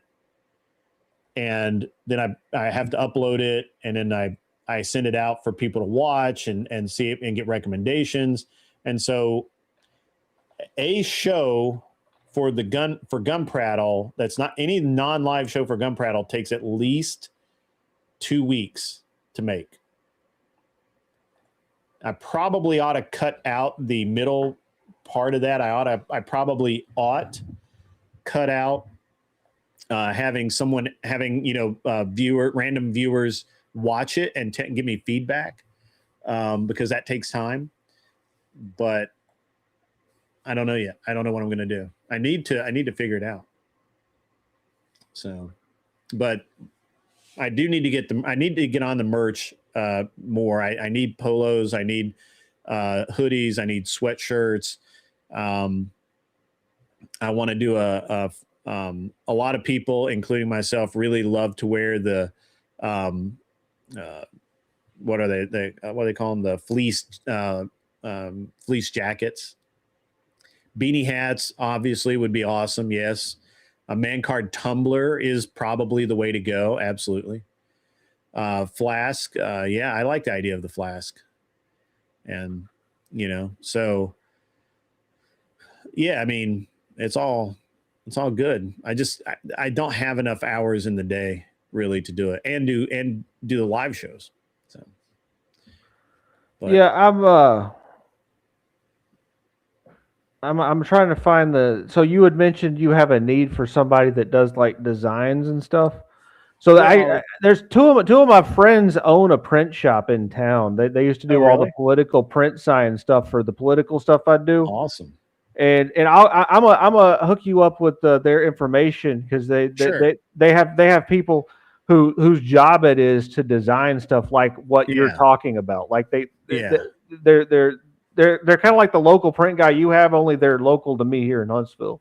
Yeah, I have I've tried a couple of times to use like Fiverr and some of the other services like that. But the problem is that the product, so far I have not gotten a truly quality product. Right. So if I say, hey, I want this, and I give them a really good description of that thing that I want, they either tell me they can't do it, or they'll tell me that, it's going to, they'll tell me they can do it. And then what I get is not what I asked for. So, which is fine. I mean, I just don't like it. So I've been doing everything myself, which is not conducive to doing it. Yeah. I'll put it in the private chat. Oh, since you're not on Discord anymore. Hey, what did you nuke the what channel were you under the other day? I forget what it was. It was Oh yeah, I know that was just a sock. I don't have a YouTube account right now. what was it? Beat or no, it was braided hose. Oh yeah, braided water line. Yeah. Braided water line, yeah. Was that did you nuke that channel or shut it down? No, I just deleted it. Yeah. Okay. Yeah. What's with but the deleting of all the channels, Anson? Give me help me give me a brief look into that twisted, warped mind. well, it's a lot of fun to show up places that you normally go and nobody recognize you. Okay. That, and I value my privacy, and deleting my YouTube account ensures that all of my activity disappears. Oh. And Not sure that's how in it works, addition to that, I love creating new usernames. I think that's fun. Yeah. Yeah, I mean, obviously you think it's fun because you do it all the time. Yeah. I used my actual name the other day. Really? Yeah, I had my actual like first and last name was my profile. Yeah. I did not see that. Yeah. That was fun. I But David's number's on the top of that website. okay. You can. Yeah, I've got the website pulled up. I just haven't looked at it yet. Yeah, you can tell him that I sent you, and he'll give you a good deal. I'm going to do get off my lawn shirts, and I think I'm going to do a get off my lawn, like a Dickies shirt with get off my lawn on the back, like get off my lawn service. So I don't know. Got to get it. I got to get it designed. I mean, again, I only have so many hours, guys. I have so many hours. Only so many hours in the day. So yeah. But yeah, man, flask will be sweet. I mean, look, there's so many things that I've got planned, right? Like keychains. I think keychains would be really good. Man card keychains, I think would just be legit. I want to do man card challenge coins. Yeah. And really just stuff that's like, just a few bucks. I don't want anybody to have to spend like, real money on this shit. But you could make red pill dildos. You can make those. I cannot make those. Yeah, like dildos that are shaped like a red pill. I understood what you meant. Yeah, because you could, women getting fucked by the red pill. Right. Yeah. I understood. I can explain it if you want me to explain the thing I already understand. But understand. But I mean, I'm always, and if somebody has ideas for merch, just let me know, man. I'm open. I don't have anything against, figuring things out. The hoodies have been, so the hoodies are a hard one for me because they're going to be expensive. Because the hoodie that I like is not, it is the nicest, softest hoodie I've like tried, and it is expensive. So I don't know if I should have two hoodies, like the high end hoodie and the intro version, right? Like I don't know, because I was sitting there looking at it and I'm like, I don't know that anybody will pay this much for a hoodie for a podcast. Well, it depends on how well designed it is, right? Like if it's just your logo, maybe not. Yeah. I also don't like hoodies with big logos on them. I mean, I do I wear them, but my favorite hoodie right now is the same brand that I'm going to use for mine. And it's for Black Frog Arms, and it just has a BF here, and down the sleeve it says Black Frog Arms, and that's it. No other branding, no other, no logo, no other logos, anything like that. And it's one of my favorite hoodies, and I really like it. So, and it's like the softest hoodie. It's like a medium weight hoodie, so it's not like super heavy. It's not like it's warm, but it's not like something that you wear 2 months out of the year, right? So it's just my favorite. And I mean, I love the Crucible hoodie I have. I've got the Rob Noor hoodie. I love them all. So yeah. Next time Cam is going to do design branding, he's going to Anson for ideas. Absolutely, man. Who else is going to come up with a red pill dildo? He's been that back too. He has thought about that for months. It's just been waiting for the right moment. Just waiting. Yeah, I don't know. I just like visualizing women getting fucked. I mean, it's not any more complicated than that. I'm not. That none of that does not surprise me, to be honest. That does not surprise me. But yeah, you missed a Friday debates with Anson judging. You know what? We may go back to Friday.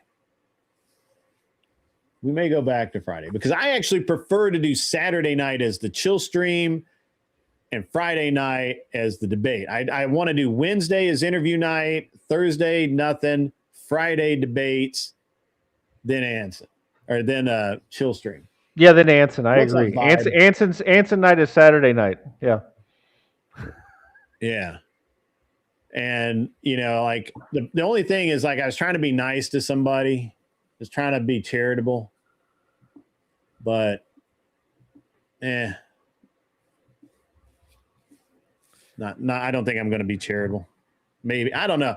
I just, Saturday night will be rough for me again in a few months, because just like it was last year, because I'm going to start shooting matches and I don't want to get up, dead ass to go shoot a match. Yeah. Like the whole reason I did the chill streams on Saturday is so that if I want to end at 10:30, because I got to get up at 5 o'clock in the morning, I can do that. But if I'm in the middle of a debate stream, that shit could be rough. Yeah. Oh, I enjoy judging those debates and coming up with clever jokes and things like that, and mocking the people. I live to cause social chaos. I mean, I feed on it. So yeah. If you can't write it off, you wouldn't do any charity. That seems like an insult. Yeah, I don't know that yeah. Anyway. Yeah. I see where I got you. Cam's just pointing out the fact that I was being nice. I was being charitable. Oh yeah. Yep. And I can't write that shit off, so don't do it. So, but anyway, so yeah, I was being charitable. I'm charitable a lot, to be honest. I'm a nice guy. So, I know, hard to believe. I'm a nice guy. So, yeah. So I don't know if you've been following him at all and going over and seeing what he's doing, but Confluence streams live every night. Does he really? Every night. He has not missed a single night in months. Interesting. And his streams are pretty wild. I'm gonna try and get him to come over and do the debate show and like raid you, and then get his people to participate in the debate, because he generally has a lively panel, and it would be good to get some of those people in actual debates. Like he's got like 8 or 9 regulars that come on his channel and argue stuff. It would be really good to have them come over here into a more formal, structured debate show. But yeah, and Confluence has done your debates a bunch of times. For some reason, Confluence thought I didn't like him. Well, yeah, that's just because he's a beta soy. He's always worried about everybody else not liking him because he's not a real man. He's not a real man. He's not a real boy. Yeah, I mean, it's not his fault. He can't help it, you know. Section 230 knows he goes over there and watches Confluence, you know. Yeah. Yeah. He's just insecure. Yeah. I mean, I'll be honest with you. I mean, I don't have a problem with Confluence at all. Like, I think Confluence is a good dude. He's always been cool. I go over to his show every now and again. The problem is that, or not problem, but the reality is I just don't have that much time to go over and watch other people's shows anymore. I was just telling Andrew last night, I'm like, dude, I haven't seen your show in forever. You're always on when I'm on, or I don't know when you're on, and I'm doing something else, and I can't listen, or I can't listen in or anything like that. And he's like, oh, dude, I haven't even streamed. I've hardly been streaming. And don't worry about it. But yeah, it's for sure. It's one of those things where I think that I think that a lot of people get really bent because they don't think you can, or they don't think that there's a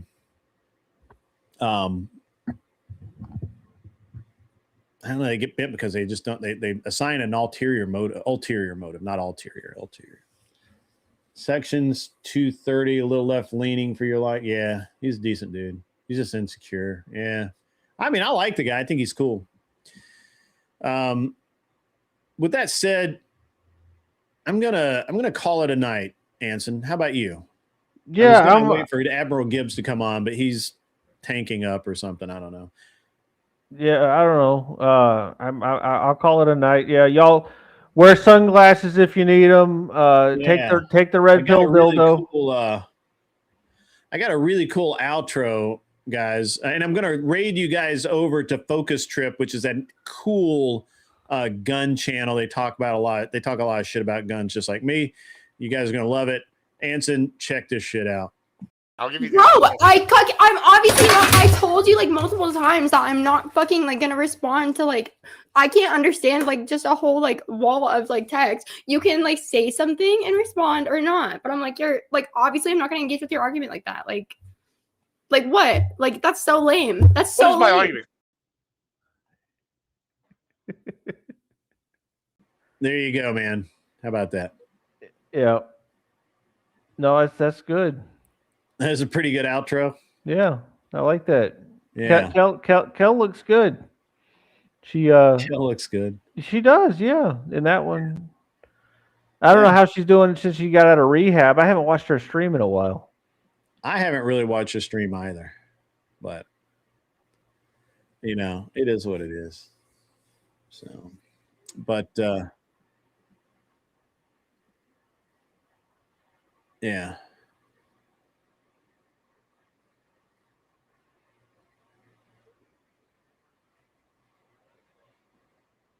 I don't know if my raid worked. It says you're still live. It's supposed to end the stream when do that. Oh well. All right. Well, let's see. Do it again. Let me pull it up on my other device and see if I can't find. See if it didn't end. I mean, it could be. It usually kicks me backstage when that happens. No, you're still live, Grid. Oh, that's weird. Yeah. All right. Well, let's do it the old-fashioned way. Yeah. There you go. Yeah. I just got to do this first. That's weird that it didn't work. It's still showing as going too. I know.